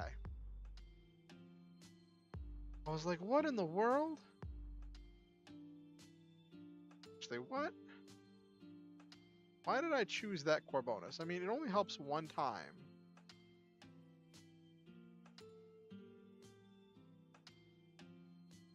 Auto-stabilizing hard points would probably be the better selection for that, just because you get accuracy on every time you fire that rifle, and ideally you should fire it 2 to 3 times around.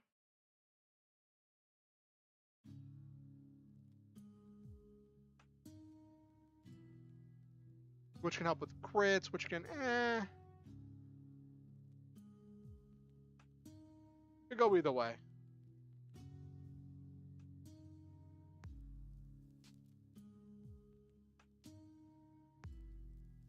Do-do-do-do-do.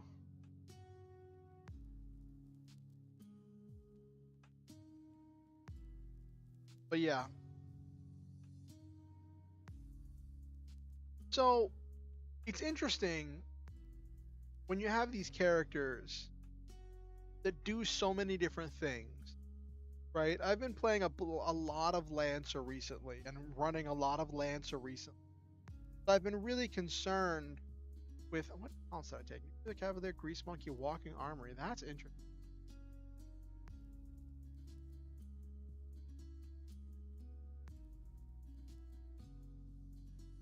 Not sure why I took here catch, but okay.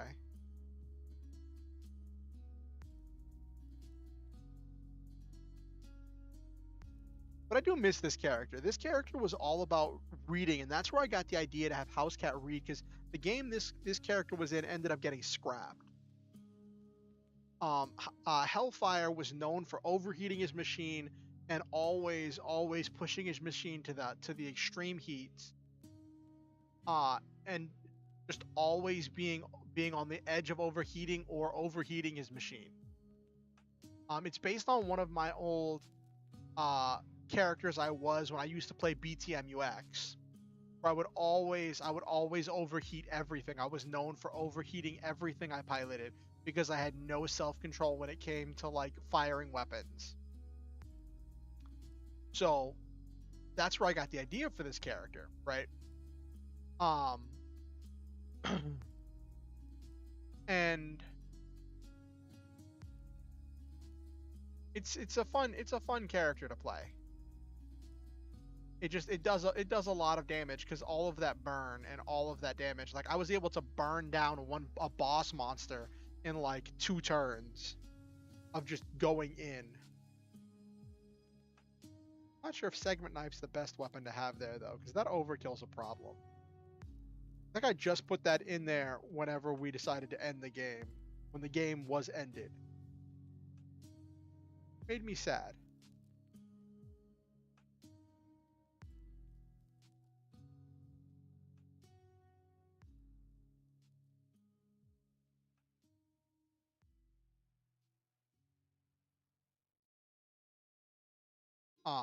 But yeah, that's what this one was. Hellfire, all energy. The segment knife is even energy weapon because it's still energy damage. But this character was a scholar. He was so he was dedicated. The gimmick with this character was that when he's on the field of combat, he's dedicated to killing his enemies. He's dedicated to combat. He's always focused, like when he's dealing with mission stuff, he's always focused on missions, right? But whenever he's taking his breaks to like do meditation, to do some other activity, he tries to always read up on some subject that is not related to warfare whatsoever. Whether it be fantasy or scientific novel or scientific journals or something, he'd always read up on something that was not related to warfare. And that was his gimmick, was that he's always looking for new books to read that are not related to warfare in order to use during his meditation time whenever he's resting from combat. And that's where I got the idea where like my GM said that I could switch this character over to the main game after this game ended. And I was like, I don't really want to abandon Housecat because I really like some things about Housecat, but I was able to fold in some concepts from Hellfire into Housecat.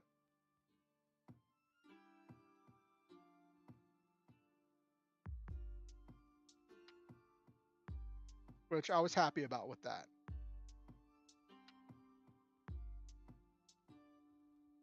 It would have been interesting to see where this went, design-wise.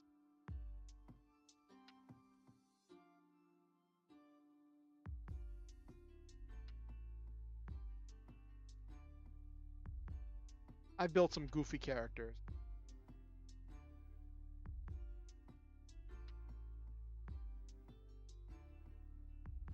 And it was funny when I was talking to people on the Lancer Discord about character builds.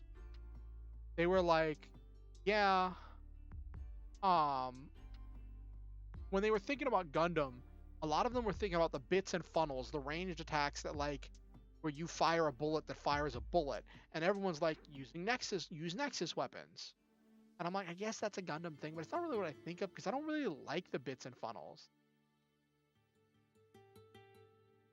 Yes, it is fun to sometimes build something goofy, Nabiru.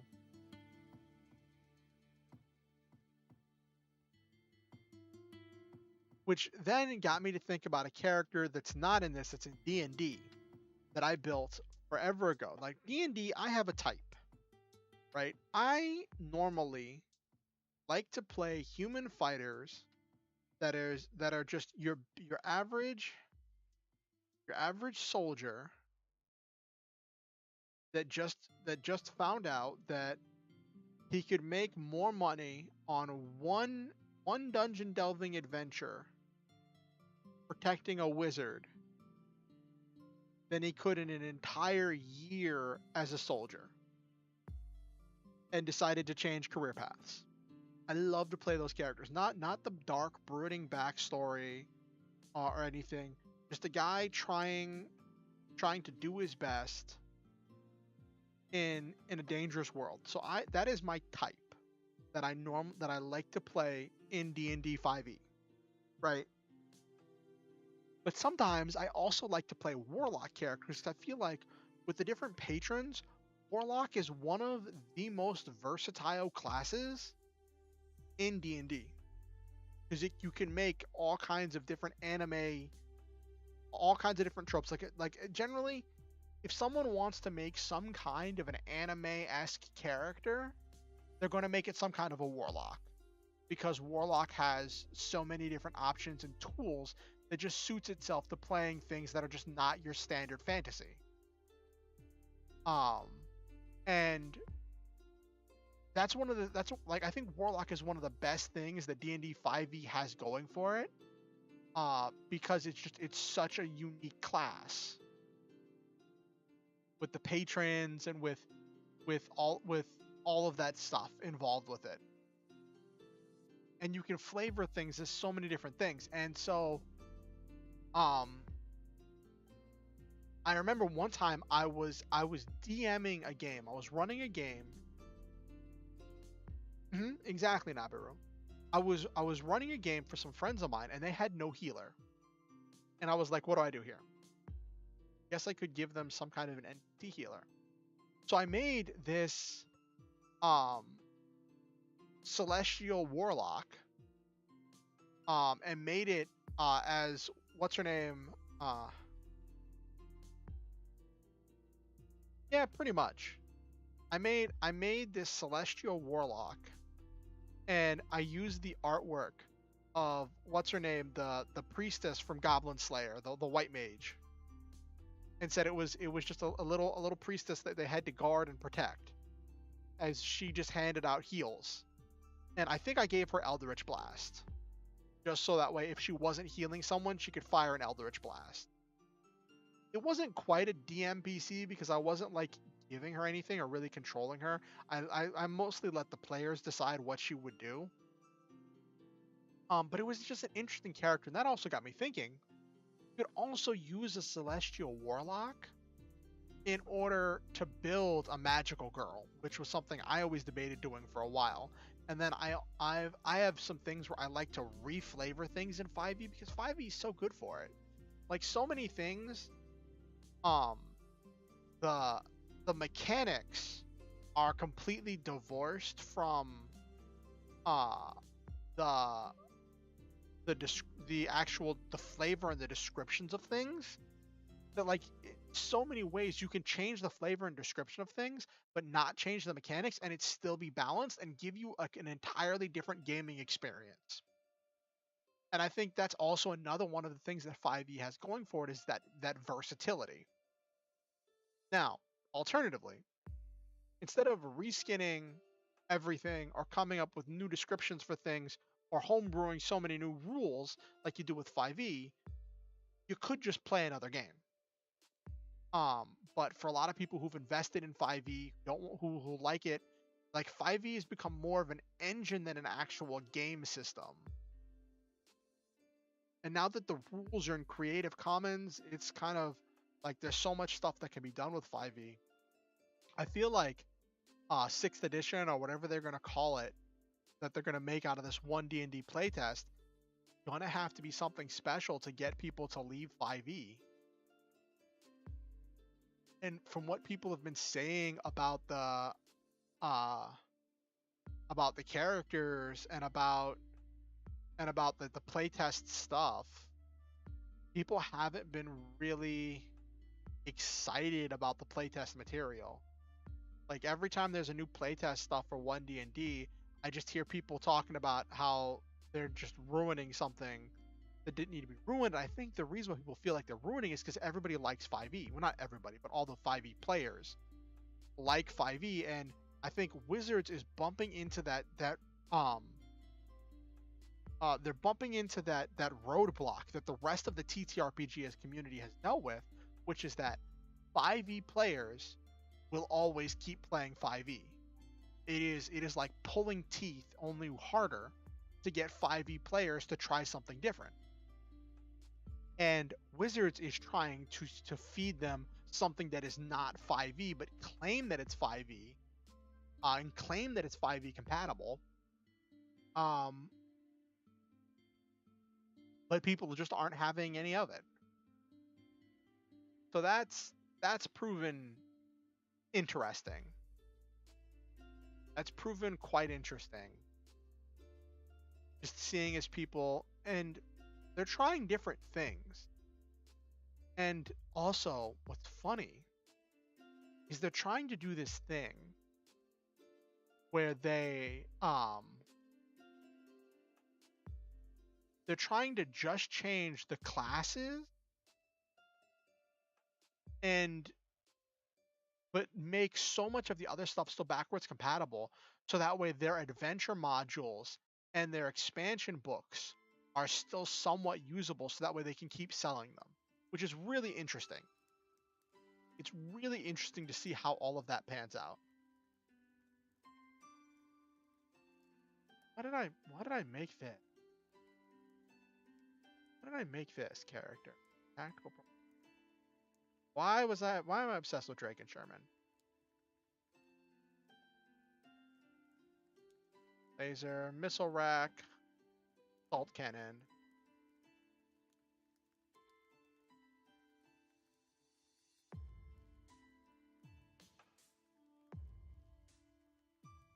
I guess that works. Lots of heat capacity, yeah. That could work for Buster Gundam. Yes. But I did like this one better.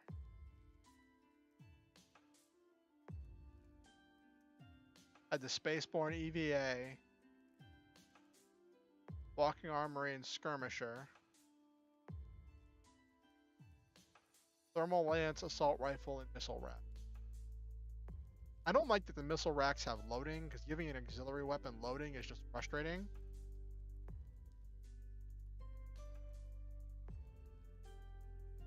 But overall, this was a good one. He just can't combine his weapon.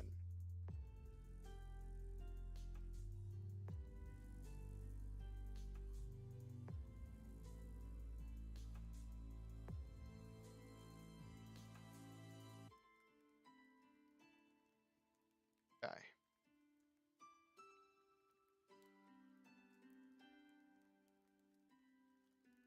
Carrying and ability. Oh, gave it evasion. Okay. You should probably have more engineering. Yeah.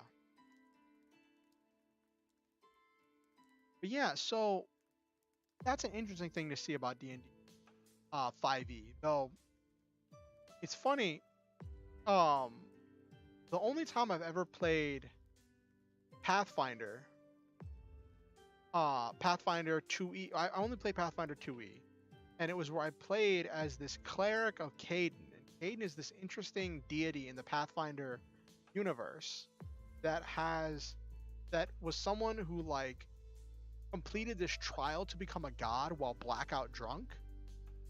And I think I've talked about this on stream before. Um, is now all about freedom and is calling his clerics to go out and have great adventures, so that way they have great stories to tell at the bar. Do great works of good, and that's always interesting. How that all panned out.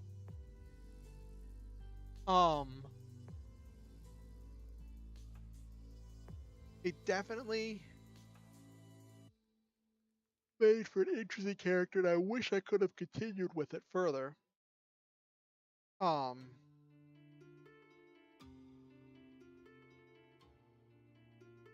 also played Starfinder. Starfinder was a fun game, and I want to play Starfinder because I want to play around with their power armor, right? Because that's essentially like mech piloting. And I think they introduced a new class that's built all around that. Because before, you had to play their like soldier or fighter variant. That also one of the paths got you a set of power armor. And part of me wanted to play it like a Power Ranger with a Zord. And there's so many different ways you could play it because I love mechs. Of course I do. So of course I loved Starfinder. But then I ended up playing, what was it? I'm curious what the...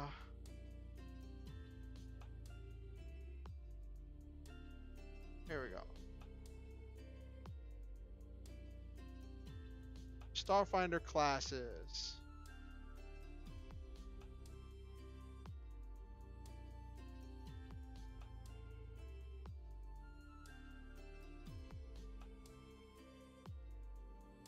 Because there was Solarian, that's the one I played. Which is essentially like a space paladin.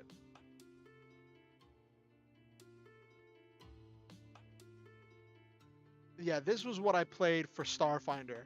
Was a Solarian because it was based on the song Hoot's Force, which is this idea of this legendary warrior with a mystical hammer who's leading a war against this evil Zargothax. That was done by one of my favorite bands, Gloryhammer.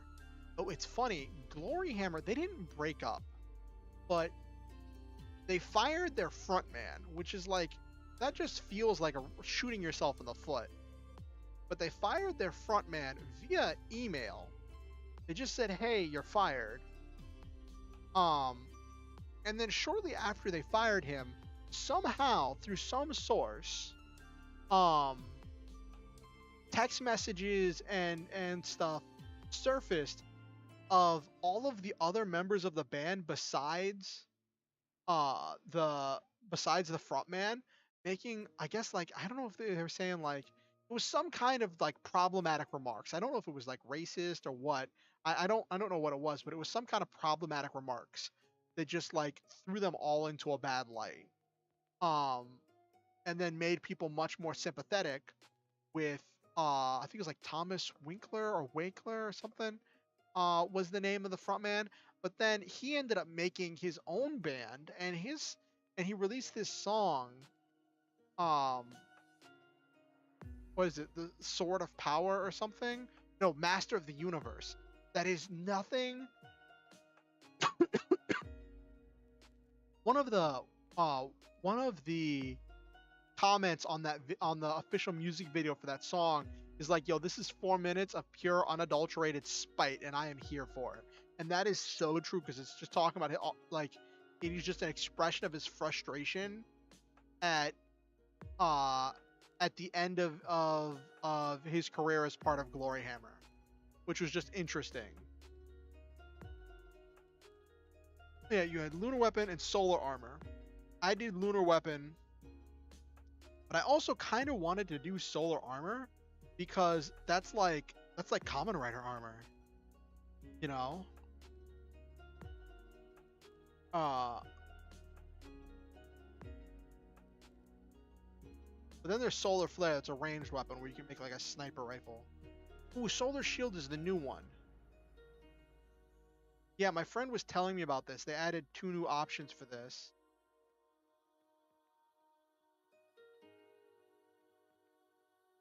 Yeah, I did Solar Weapon. That's what I did. Oh, is Lunar Weapon one of the new ones too? Oh, it is. So I didn't do Lunar Weapon. I did Solar Weapon. That's cool that they gave so many different things, and I like that was fun, but I didn't. So I couldn't really do it because at the time I was struggling to work. I was trying to hold a job. I was trying to be productive, and I realized that because I was falling so far behind, I needed to focus more on Uber driving. So I stopped going to a lot of games. I stopped running games. I stopped everything in order to Uber drive more, and then I just ended up getting more and more stressed, and it didn't help much. I ended up getting more and more stressed.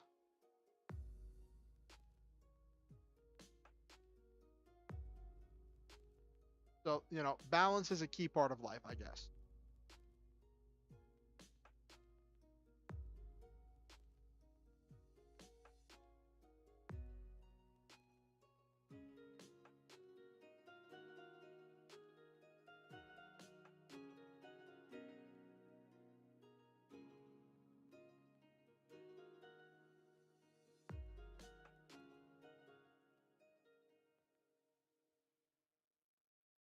So there's so many different frames to choose from in Lancer, especially with the extra homebrew material and all the expansions they've made. Made a Nelson flight type? Oh, it's in Soldan. Okay.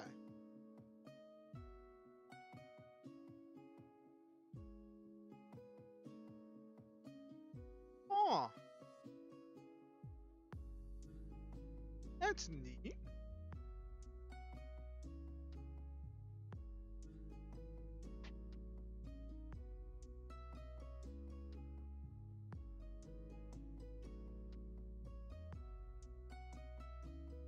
Speed is 6. That's fast.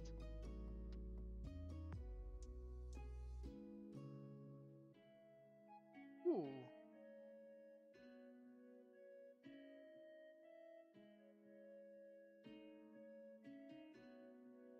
Doesn't have much weapons though.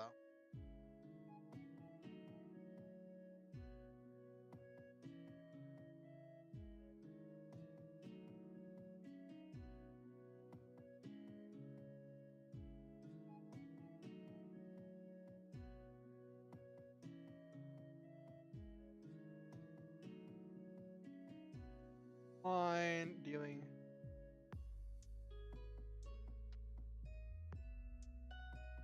Oh, that's cool.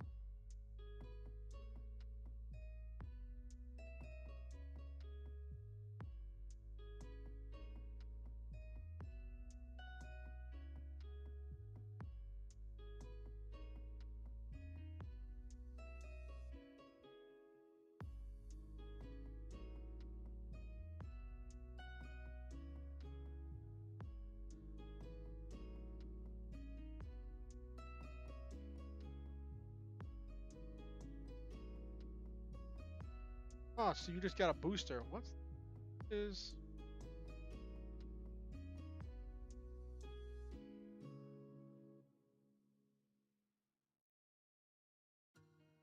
Oh.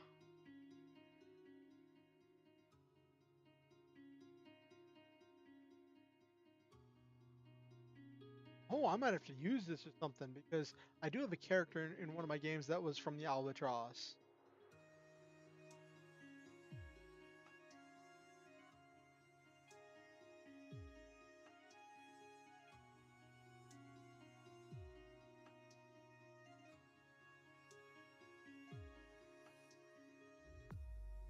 Hmm. I have to build the Nelson.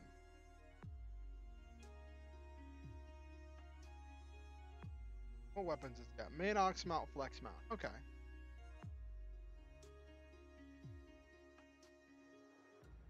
8 HP, so it's not much. Pretty high evasion. You can build something with this. Pretty good for a melee frame.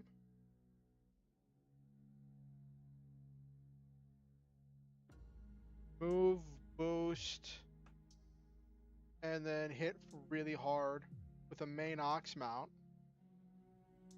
with all of the melee abilities. 3 to 5 means it can cover some good distance.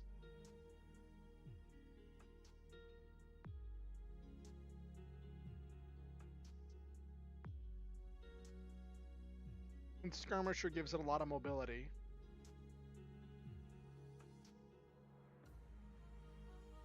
Could definitely do something like that.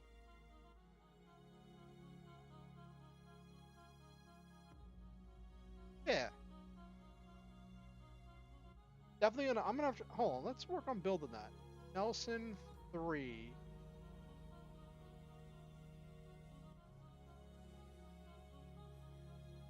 Oh, this is a Soldan.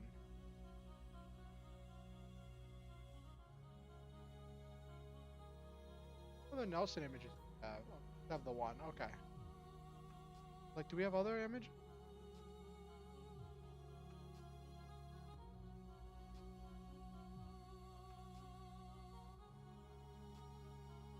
Alright, so now let's build a pilot.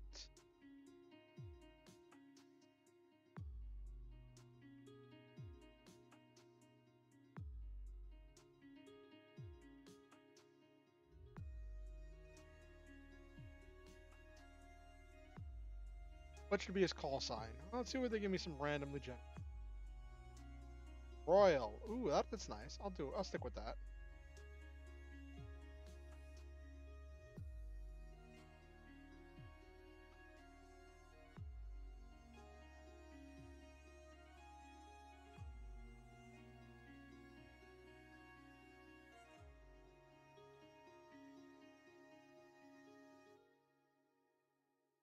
That.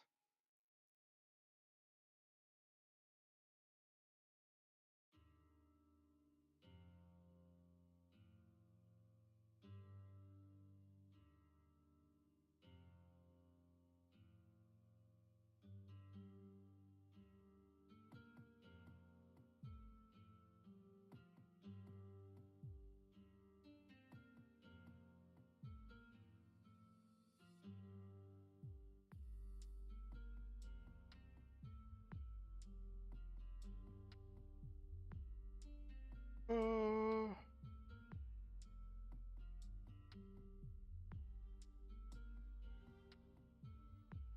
do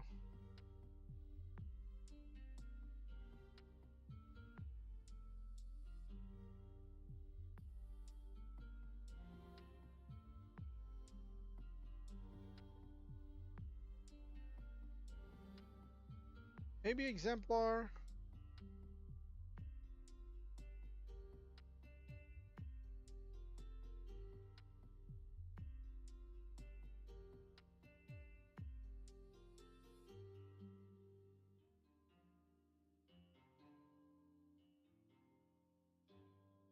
Uh,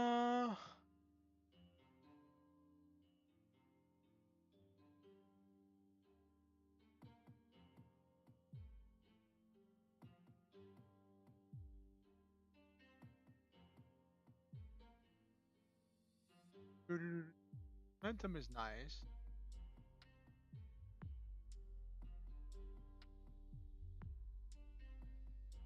Probably just take leader and get the leader dice.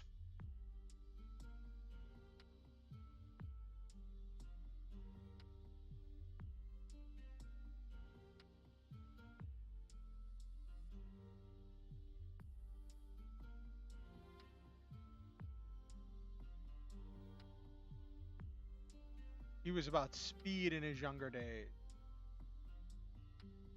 That and engineering, because he was also an NH.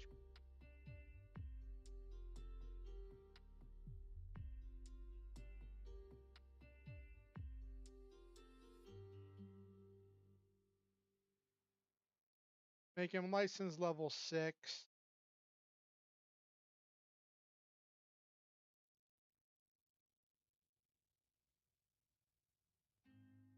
Always fun building new characters. All right, so let's go with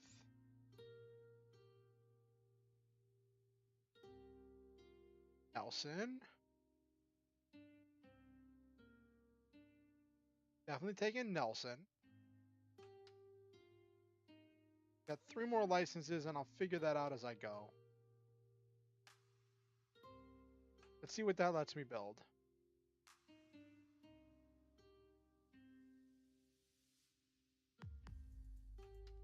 Name is going to be... No. Spoiler alert. That's nice.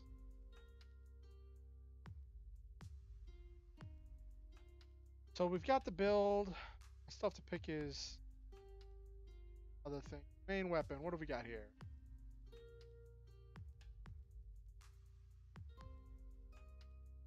War pike.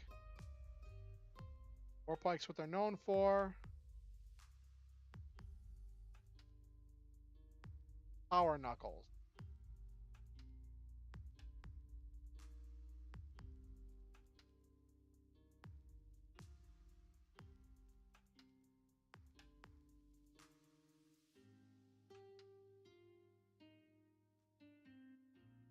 I want pistol in order to maintain space, or do I do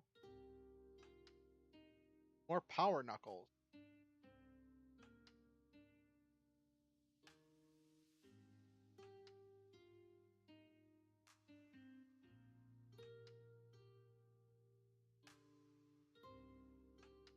That gives a bunch of ways to knock your target prone. Interesting.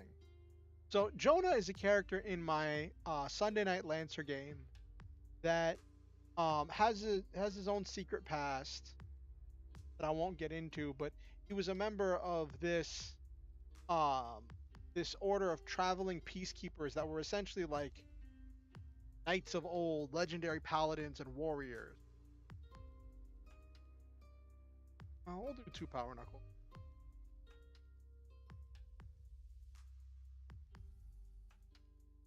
Ranged attacks? What are ranged attacks?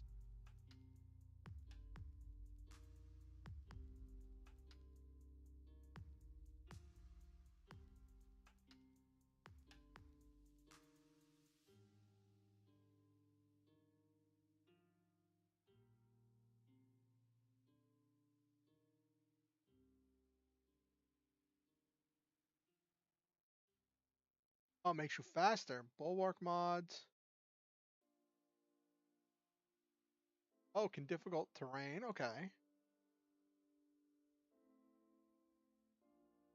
Any enemies you oh,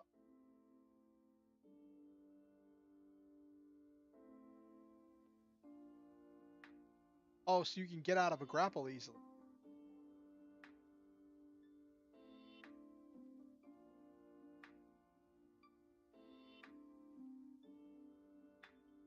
Ooh.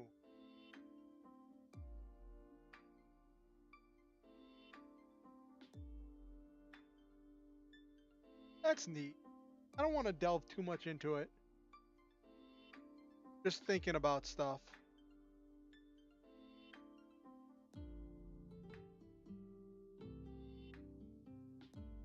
I'll probably build something more for him later. I'll look up a Nelson build later. But yeah, so sometimes it's fun, I guess, also talking about D&D character and stuff to make like Celestial Warlock just feels like such a different, such a change from the normal definition of a warlock, because your patron is some celestial being, and like a lot of times it's normally described as like the um the patron trying to trick you into doing good, because warlocks are normally like crafty individuals trying to steal power from a patron, some way, shape, or form, or trying to like negotiate or beg, borrow, and steal for power.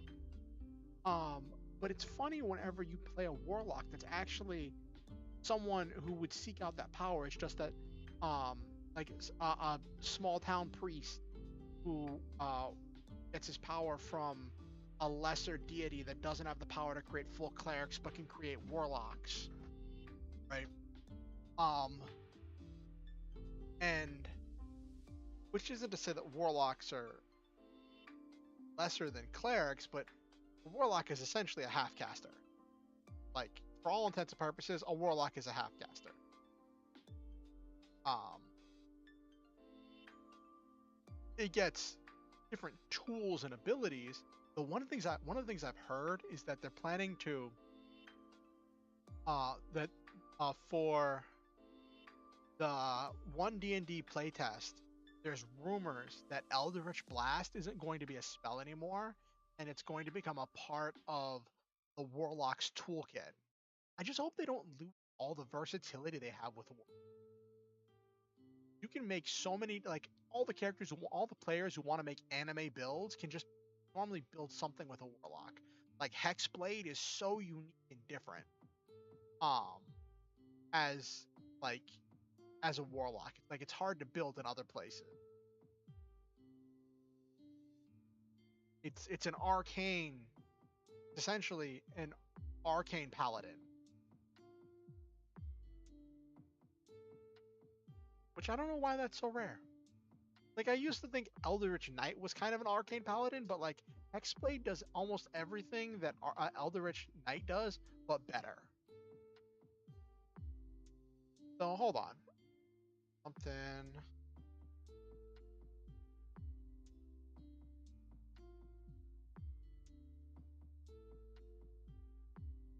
What is...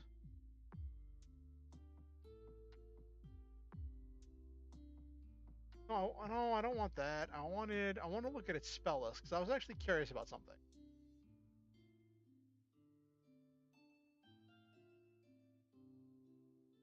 Hello, Bryson, Roy. Good to see you. How are you doing? So, like, Eldritch Knight only goes up to 4th level spells, right?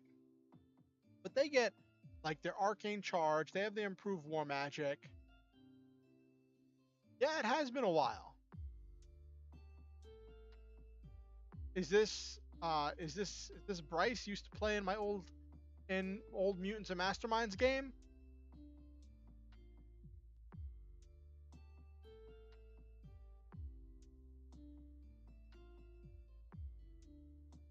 Guilty as charged. How have you been?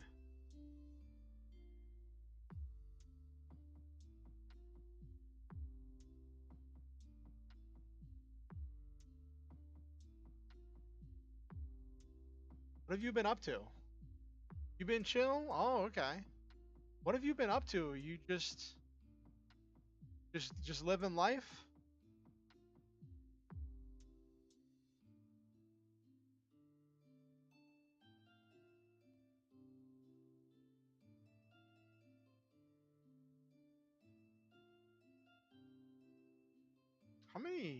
Wondering how many spell slots they have. So they get the Eldritch Knight gets more spell slots than the Warlock, but they don't go as high, and they don't have the Warlock's things. Oh, you're DM for your own D&D game. That's cool. Like, what you want to share a little bit about the story or the world, or like what kind of stuff you're doing for your game?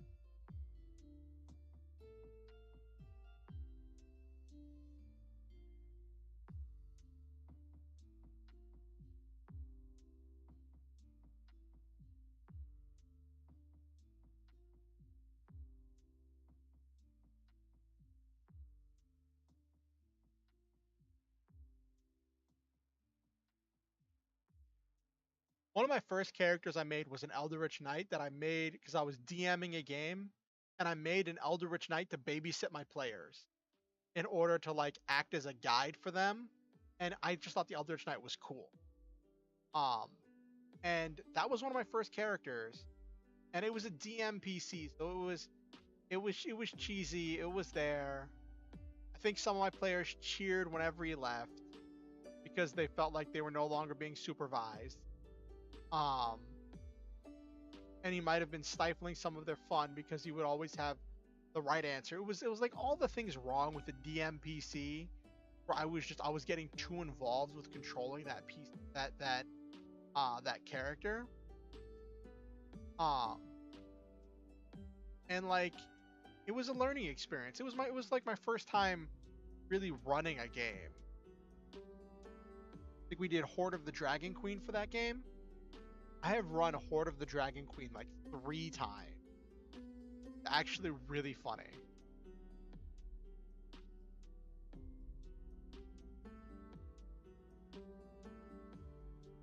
Ah, they were chasing a Yanti. Okay, cool. So do you have like, do you have a big bad that's working on like, do you have like a big bad that's working on something in the background, or is it just kind of more episodic where you just kind of build as the story goes? Like, is there some overarching villain that the party is resisting against?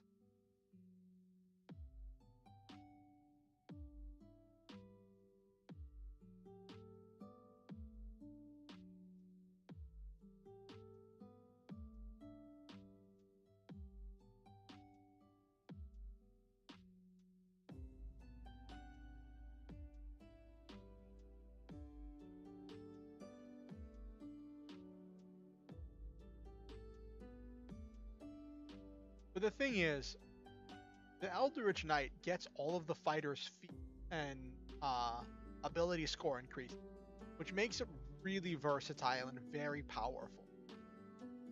Um, it only goes up to 4th level, whereas the Warlock goes up to 5th level, but it gets more spell slots.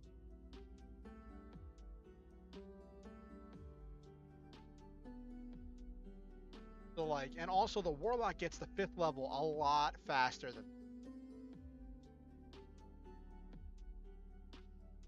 Warlock gets the 5th level around like 10th, between 10th and 12th level. I think it's like 10 or 11. They get to 5th level.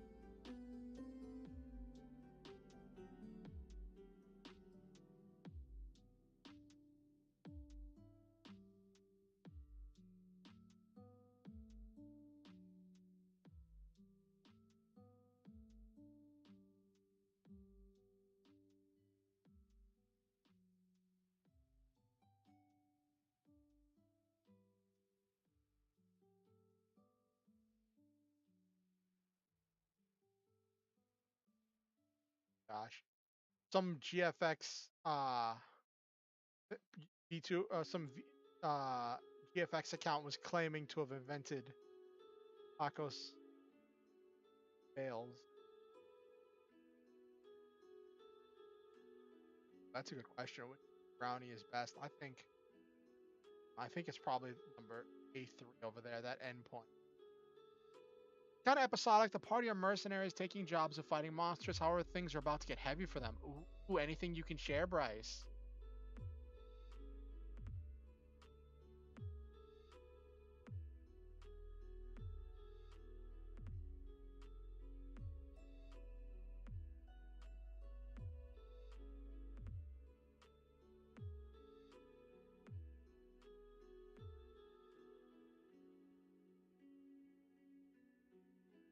Hold on, I have to respond.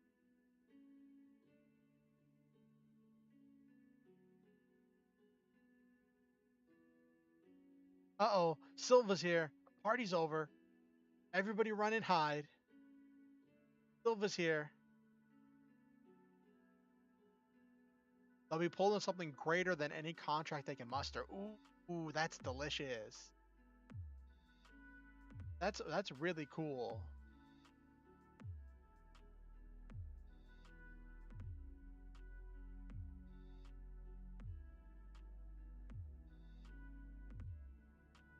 Oh, that's cool. You had fun at the concert, Silva?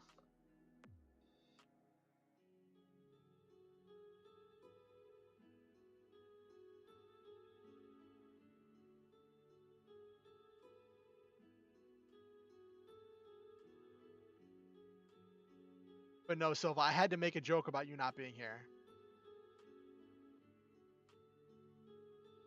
I mean, of course there had to be a Sephiroth. That's like contractually obligated. Did you get a chance to get a picture with like the composer and the soloist? I know when I went to a Final Fantasy concert years ago, you could get in a line to get like an autograph or get pictures, um, with the not the composer, the maestro, the director. Oh, you got the soundtracks for 10 and 15. Okay, cool. Surprised they had the soundtrack for 15.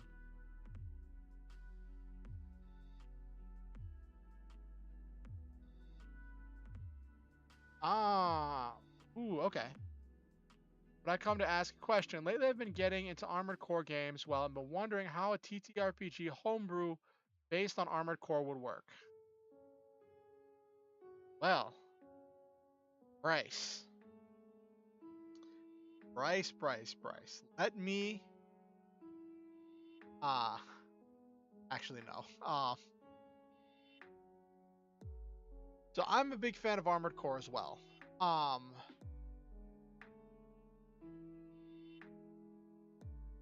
and there's not a lot of ways to really encapsulate all the customization options you get with Armored Core, right? Um, because there are so many customization options. But have you heard of a game called Lancer, Bryce?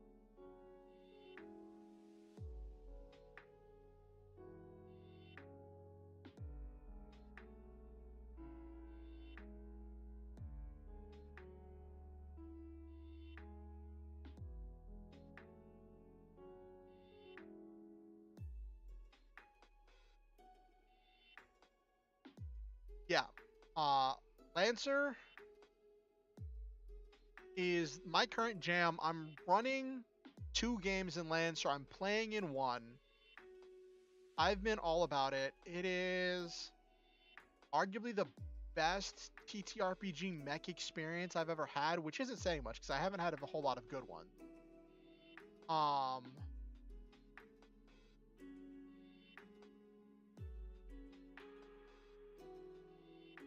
and there's a whole lot of stuff involved with it. If you have questions, I can definitely help you with it. Um, it is uh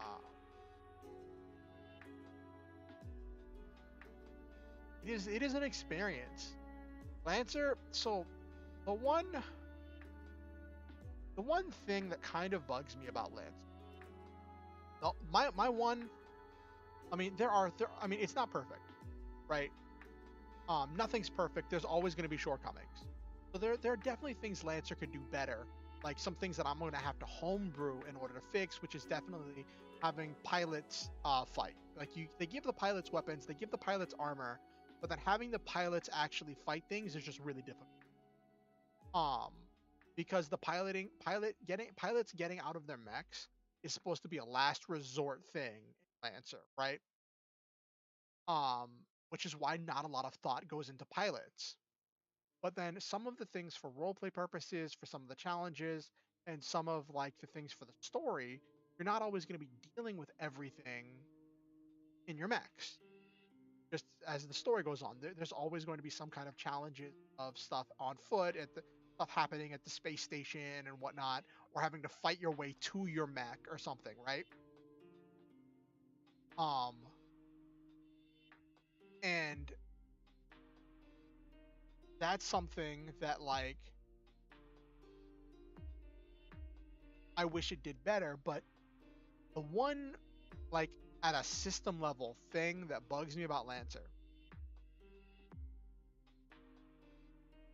the setting is very ingrained in the system. So like in let me go over to CompCon over here. CompCon, they have this really great online tool for building character. Whenever you figure out what parts you have access to, you have to choose based on which licenses you take, and that's how you level up, is earning more licenses, right? But each license is grouped into which company they belong to, right? And all the well, this is a homebrew company because I have some homebrew stuff downloaded. But like each company and the specialty or homebrew stuff as well. Um, each company has its own lore and themes that describe all the mechs, that inform the designs of all the mechs and the weapons. Like if you like, each license unlocks different parts that you can put on your mech, which is why I feel like it can kind of fit into that Armored Core experience, but it's not like pick these legs and this core and those arms and that head. The frame itself is solid, but then you pick up the weapons and the excess systems of what you put on it. And so that is what I would say as far as if you wanted to build an Armored Core in like, and also there's hacking and like technical stuff, which there isn't really, like, that's not really a thing in Armored Core. Like some Armored Core missions have things where like if you have a certain head, you can access secret areas because your head is able to like hack through certain locked doors, or you're resisting some kind of ECM or dealing with invisible enemies you can only target with specific sensors equipped. So there's little touches of that. Well, Armored Core and Metabots, like Metabots is like kind of a smaller version of Core, I'd say.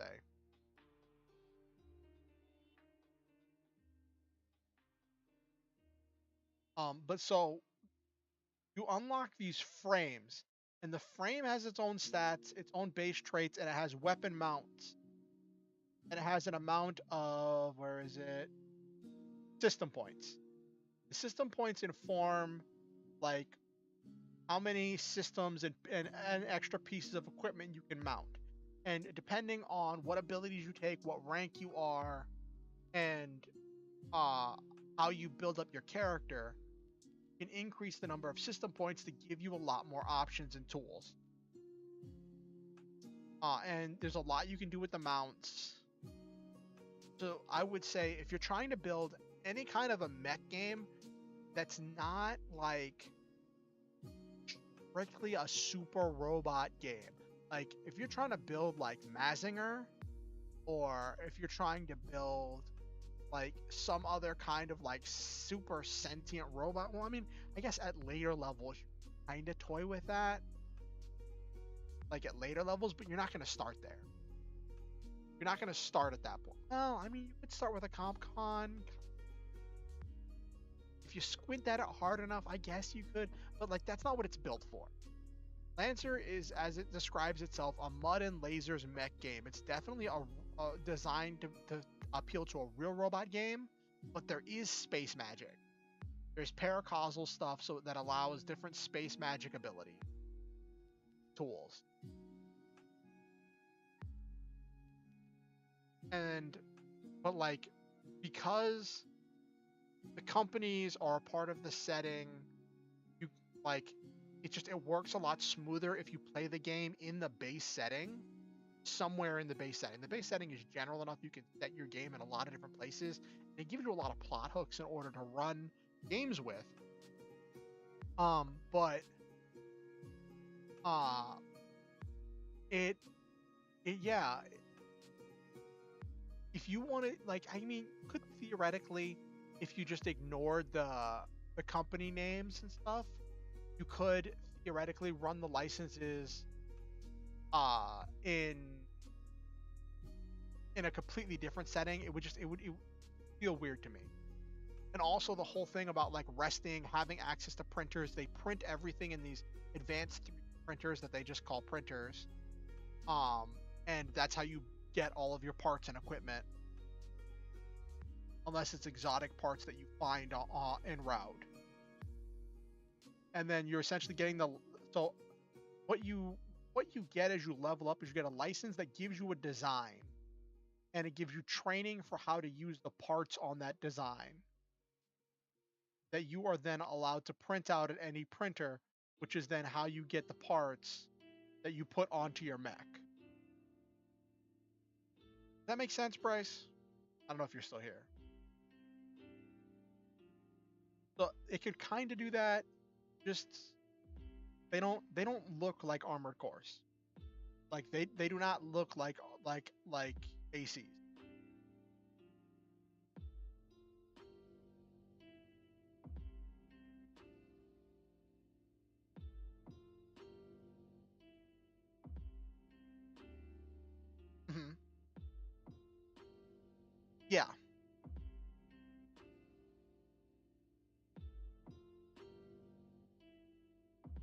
there is. The homebrew stuff actually filled that out. That's cool.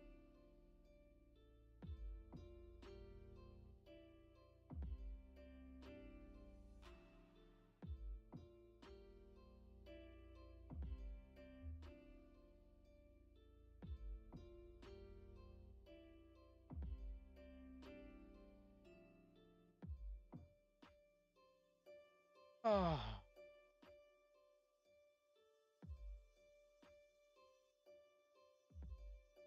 But yeah. So yeah, there are these like these manufacturers that have their own thing.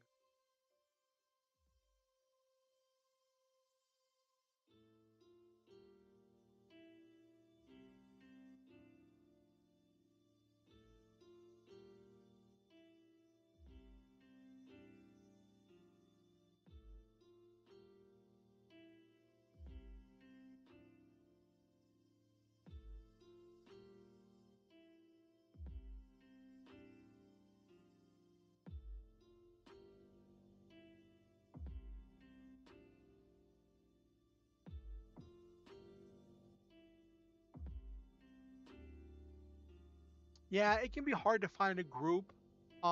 There's a Discord.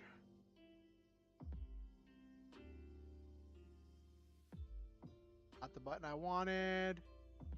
If you go to their website's massivepress.com/Lancer, there's a link there that'll take you to the Discord. You can definitely look for people to play with, and groups to join. Um, One of the cool things they do is so like the full book of the core rule book is $25, right? But the rules you need to play, if you go to, that's not the wanted button I wanted. Where did I know they have a thing? I know they have a thing where you can get the player rules. The is it?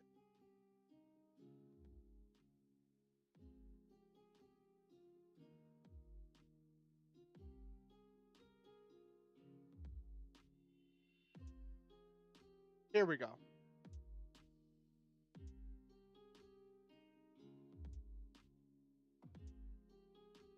Yeah, you can get a free version that has all of the player side stuff online. So you can, without investing any money, you can learn how to play the game. You won't learn how to run the game or how to make NPCs and a lot of the stuff you're gonna find about the world you're gonna have to find yourself. But if you want to learn more about the game and the world, I definitely recommend. I'm not gonna play it because I don't want to get. I'm not gonna play any of his videos because I don't want to get copyright struck. But 11 Dragon Kid is a YouTuber that has done all kinds of videos on Lancer, and on their lore. He has a lot of other stuff. He has, but Drink Deep and Descend goes a lot into the lore and the world. He has Custom Works. We talks about cool builds you can make with different mechs. Uh, he reviews a lot of the different frames and talking about each of them. Uh, and yeah, there's a lot of stuff. A lot of his great Lancer stuff. So if you want to learn more about Lancer, I would definitely recommend 11 Dragon Kid.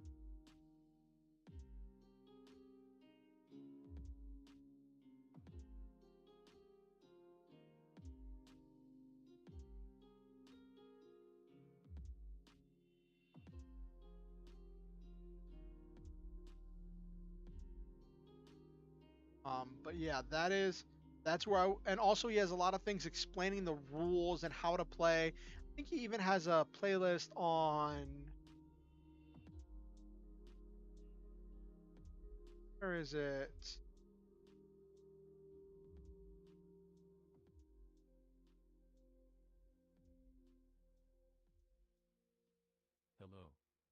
viewers.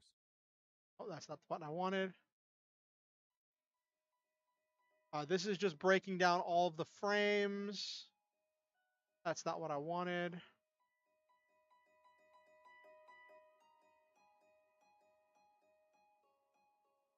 Yeah, no problem, Bryce. Always glad to help out. If you have any other questions, feel free to ask me. I guess I could make a Lancer discussion page on my Discord. But I would suggest checking out the here we go, the running mech. Where he goes through playing and does a battle report on different games he played with his friends. Oh, really? Why does everybody start coming in and watching me as I'm getting ready to as I'm starting to wind down for the night? Makes me want to go even longer. But my roommate's waiting for me to finish so we can play some Yu-Gi-Oh. So y'all got so you got a hotel room in Orlando? Or in that place? Sorry, I didn't mean to dox you.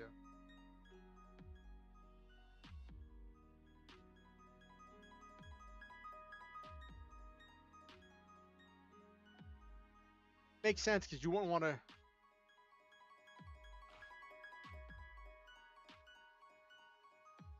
Lally ho! Well, tell Azure I said hello.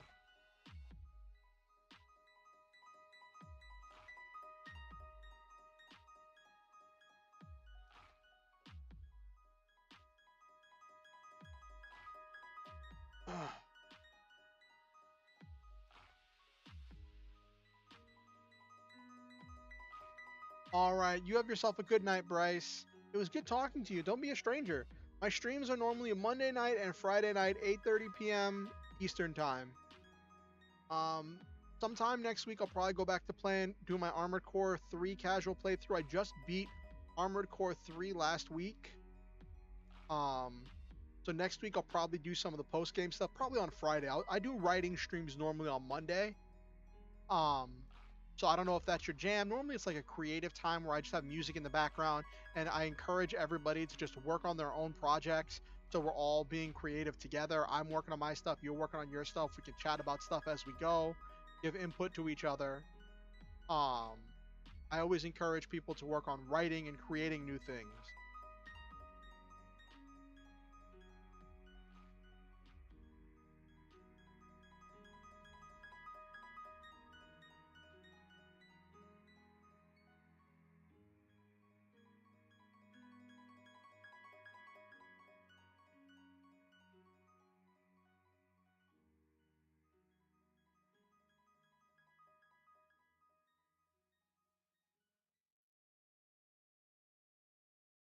Right.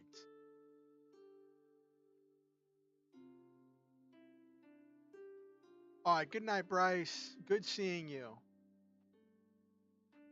Good night.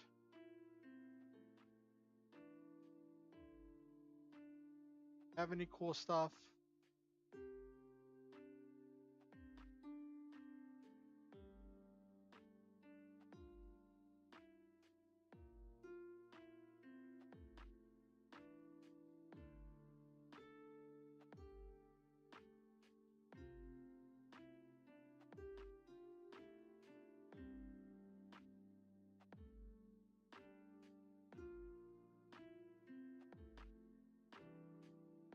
Alrighty. I love the Gundam ground type. It's one of my favorites. Because it's a grunt suit. It's just a grunt suit.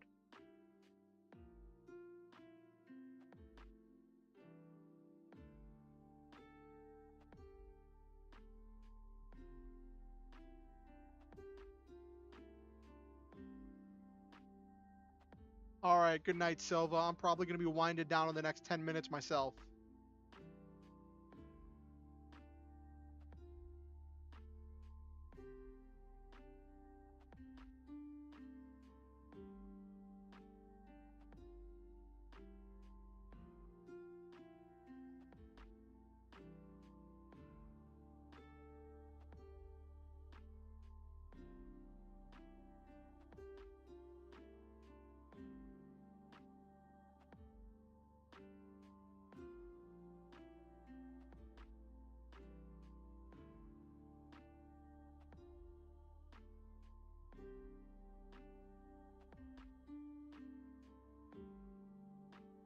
All right. Well, you have yourself a good night, Silva. All right. Tonight was a good night. I was debating playing. I was debating playing. Uh, some more Armored Core 3, but I was like, I played Armored Core 3 last week. I like to keep things varied, keep things light, keep things moving. And I think we had some fun talking about characters, sharing stuff. I had fun talking about some of my past characters and worlds and stuff that I get to play and experience. Um, and it's really cool seeing uh, what people come up with for the different uh, class build. Sorry, I'm easily distracted. Um, and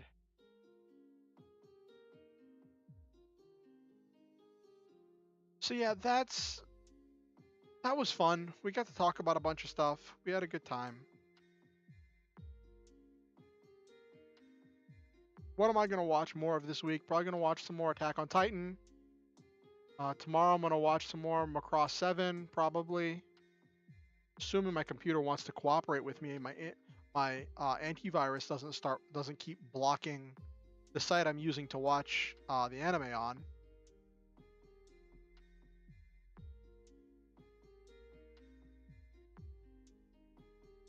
It was good. It was good talking to Bryce again.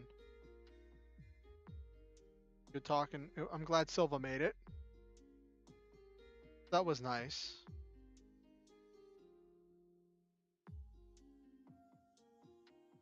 Oh geez, I wonder if Silva works tomorrow or did he get tomorrow off for his concert? Oh goodness. Who knows? Geez, now I'm hungry. I might make myself some food after I get done with stream before I play cards.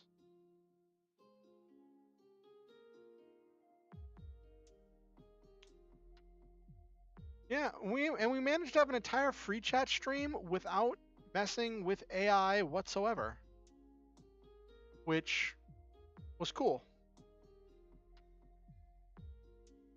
Actually, let me look something up because now I'm wondering if you can make a Mazinger.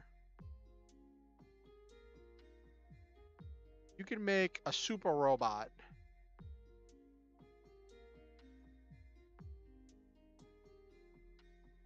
Yes, food is always good. I watched Mazinger Z Infinity and it was so cool.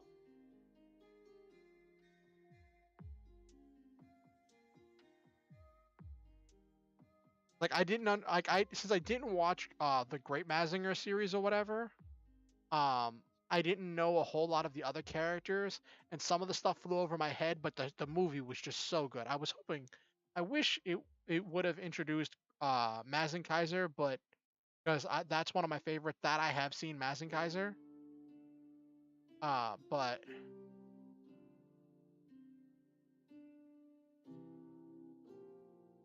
yeah, Mazinger is big.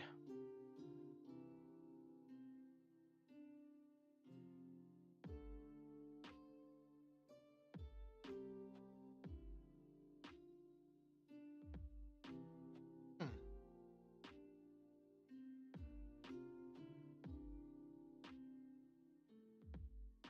Why is the height different depending on what? Why is the height different of the Mazinger depending on what series it is? Okay. Bah. Got a chest, got a beam, rocket punch, rust hurricane, breast fire, Mazin power. What's Mazin power?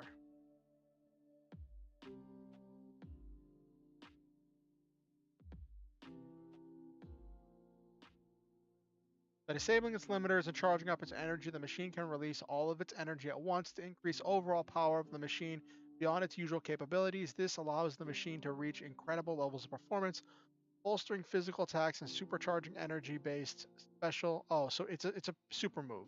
It's Super Saiyan.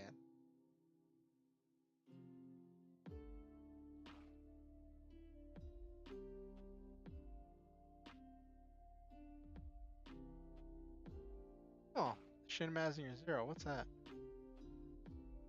Oh, it's a manga reboot. Okay.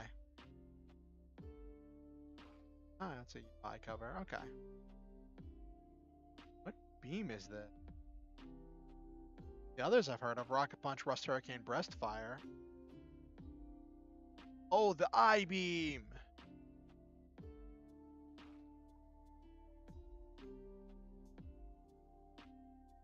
Hmm.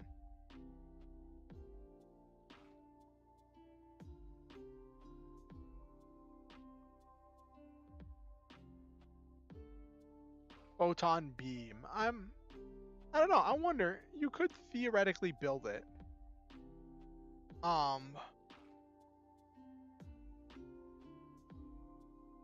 Flavor one of the launchers as the Rocket Punch. Flavor the Nexus weapons as the Rust Hurricane. Flavor an energy weapon as a Breast Fire. Yeah. Yeah, you just have two missile launchers, flavor those as Rocket Punch because they're loading and you're gonna have to reload them anyway because you have to wait for the fist to come back. Um, take a main Nexus weapon, and that's your Rust Hurricane, and take a heavy thermal weapon, a heavy laser weapon, and that's your Breast Fire. Yeah, yeah, that could work. You could build you could build Mazinger Z. Huh.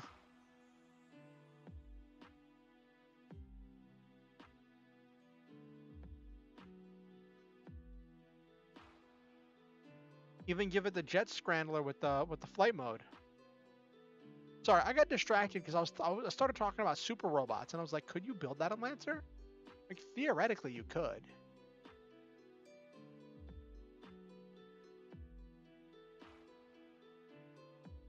Like theoretically you could.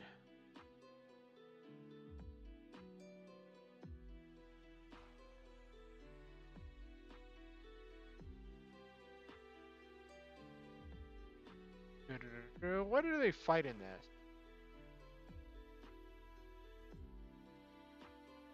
Powerful Turbo Super Alloys. Mechanical beasts. Yeah, that's what he throws at them.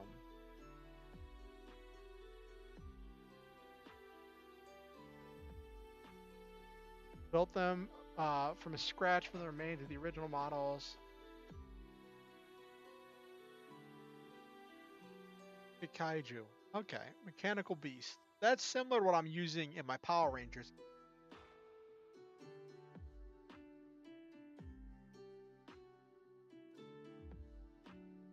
Anyway, I got distracted again. My super robot. My Star Hunter machine. I might need to come up with a name for it.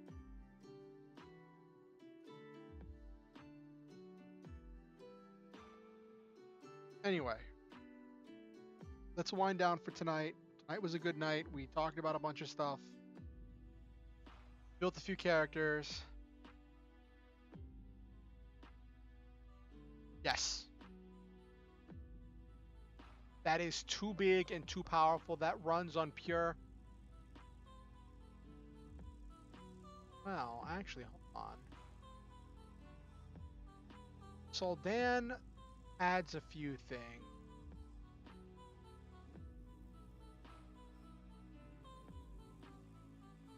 Like the Baylor is kind of like that, but it's like made of nanites and stuff, and it's all about close range.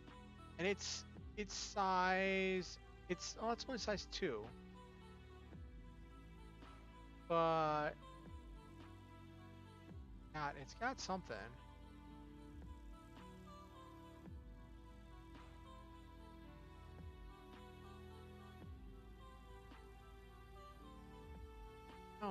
could have swore there was some way to make it bigger.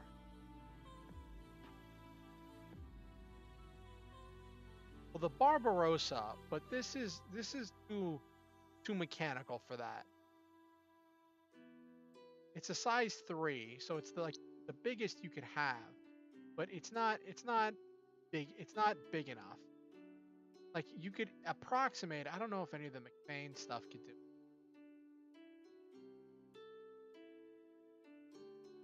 Yeah, like you could do a toned down version of it, but like it would not be the same. It would not be remotely the same.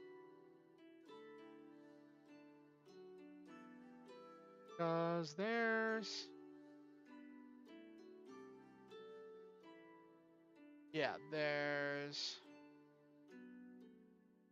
let's count as one size larger.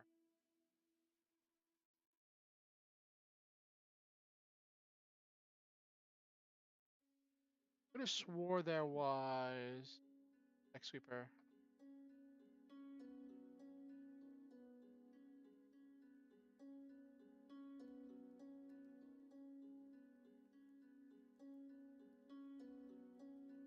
Supermassive.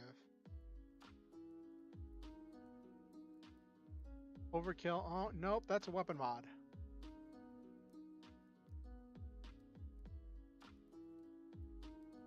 Oh. That's pretty powerful.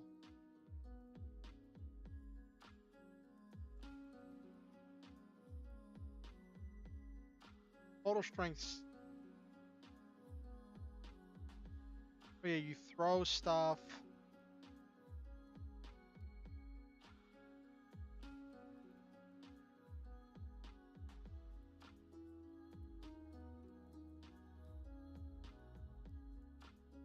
Oh, okay.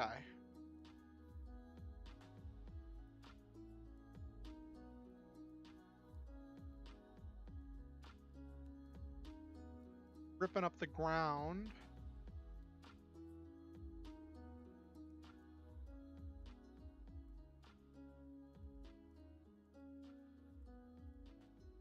What's total strength suite 3? You end a grapple, pushing the other character 5 spaces in any direction, knocking them prone. This movement may pass through spaces occupied by other characters, must end in a free space. All characters that pass through must pass a hull save, be knocked prone. If your target collides with an object or piece of terrain, they stop, take 1d6 kinetic damage, and must pass a hull save or become stunned until the end of their turn. Huh. Size of the Zang. Zang is size 1. Okay.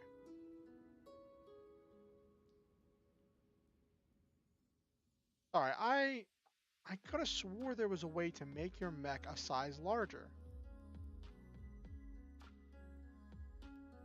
I'm sure I'm going to ask somebody and they're going to be like, yeah, you...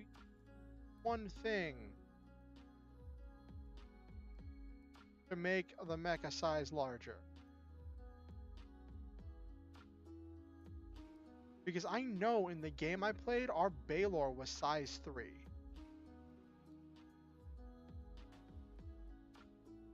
So I might have been a core bonus or something.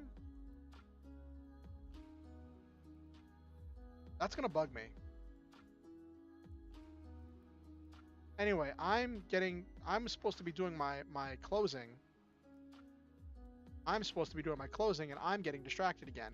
And you all can't even see the buttons I'm clicking as I'm looking on the webpage. So you all just see me talking back and forth. Oh, goodness gravy. Anyway, so, to everyone who came tonight, go to the top. Nabaru, Tom, Psycho Nerd 30,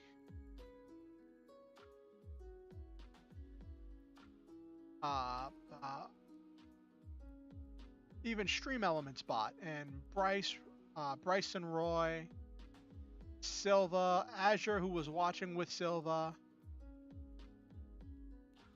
and to everyone who watched silently and didn't say anything in the background, and anyone who watches this VOD afterwards, I want to say that I love all of you, and I believe in each and every one of you. I think that you are wonderful, unique, special, one of a kind, and amazing. I think that each one of you makes this world a better place just by being in it, and I'm grateful every day to live in it. Thank you for coming to my stream. Thank you for watching this VOD. Thank you for being a part of this community and giving me your time, your energy, and your attention. I want you to know that I think that you each possess a special, truly one of a kind energy that will bring to everything. Um, I'm just grateful to have you as members of the Star Hunter community. Always remember the Star Hunter motto: shoot for the stars, have wonderful adventures, live your dreams, and always stop to enjoy the meme. Um, I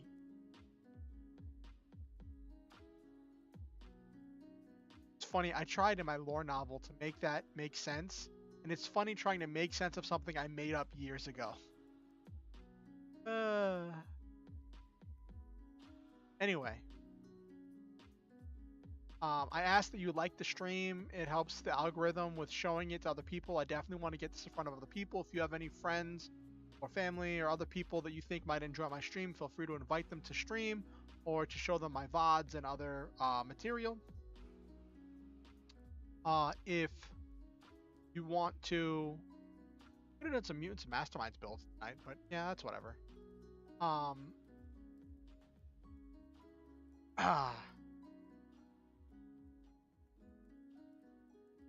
If you want to keep up with what I'm doing here on YouTube, you can subscribe if you haven't already subscribed and ding the notification bell. It'll let you know whenever I go live or release any new content. If you want to keep up with what I'm doing outside of YouTube, then you can follow me on Twitter or join my Discord. Links to both of those are in the description down below. Please always remember, you are never required to give money to be a member of this community. You are never required to donate to be welcome here. Just your time and your attention is payment enough. With that said, if you ever feel motivated to donate to improve the stream or to improve my life, there are links where you can do that in the description down below. Have yourselves a wonderful night. The next stream is going to be Monday, 8:30 p.m. EST. Probably going to be another writing stream because that's kind of what I do on Mondays. So I look forward to seeing all of you there. I hope you have a wonderful weekend. Have some great gaming, some great reading, some great creative time, whatever you're working on. I hope that you have yourselves a great time. And just remember that you're amazing, special, you're valuable, you're worthwhile, you are worthy, and you are important.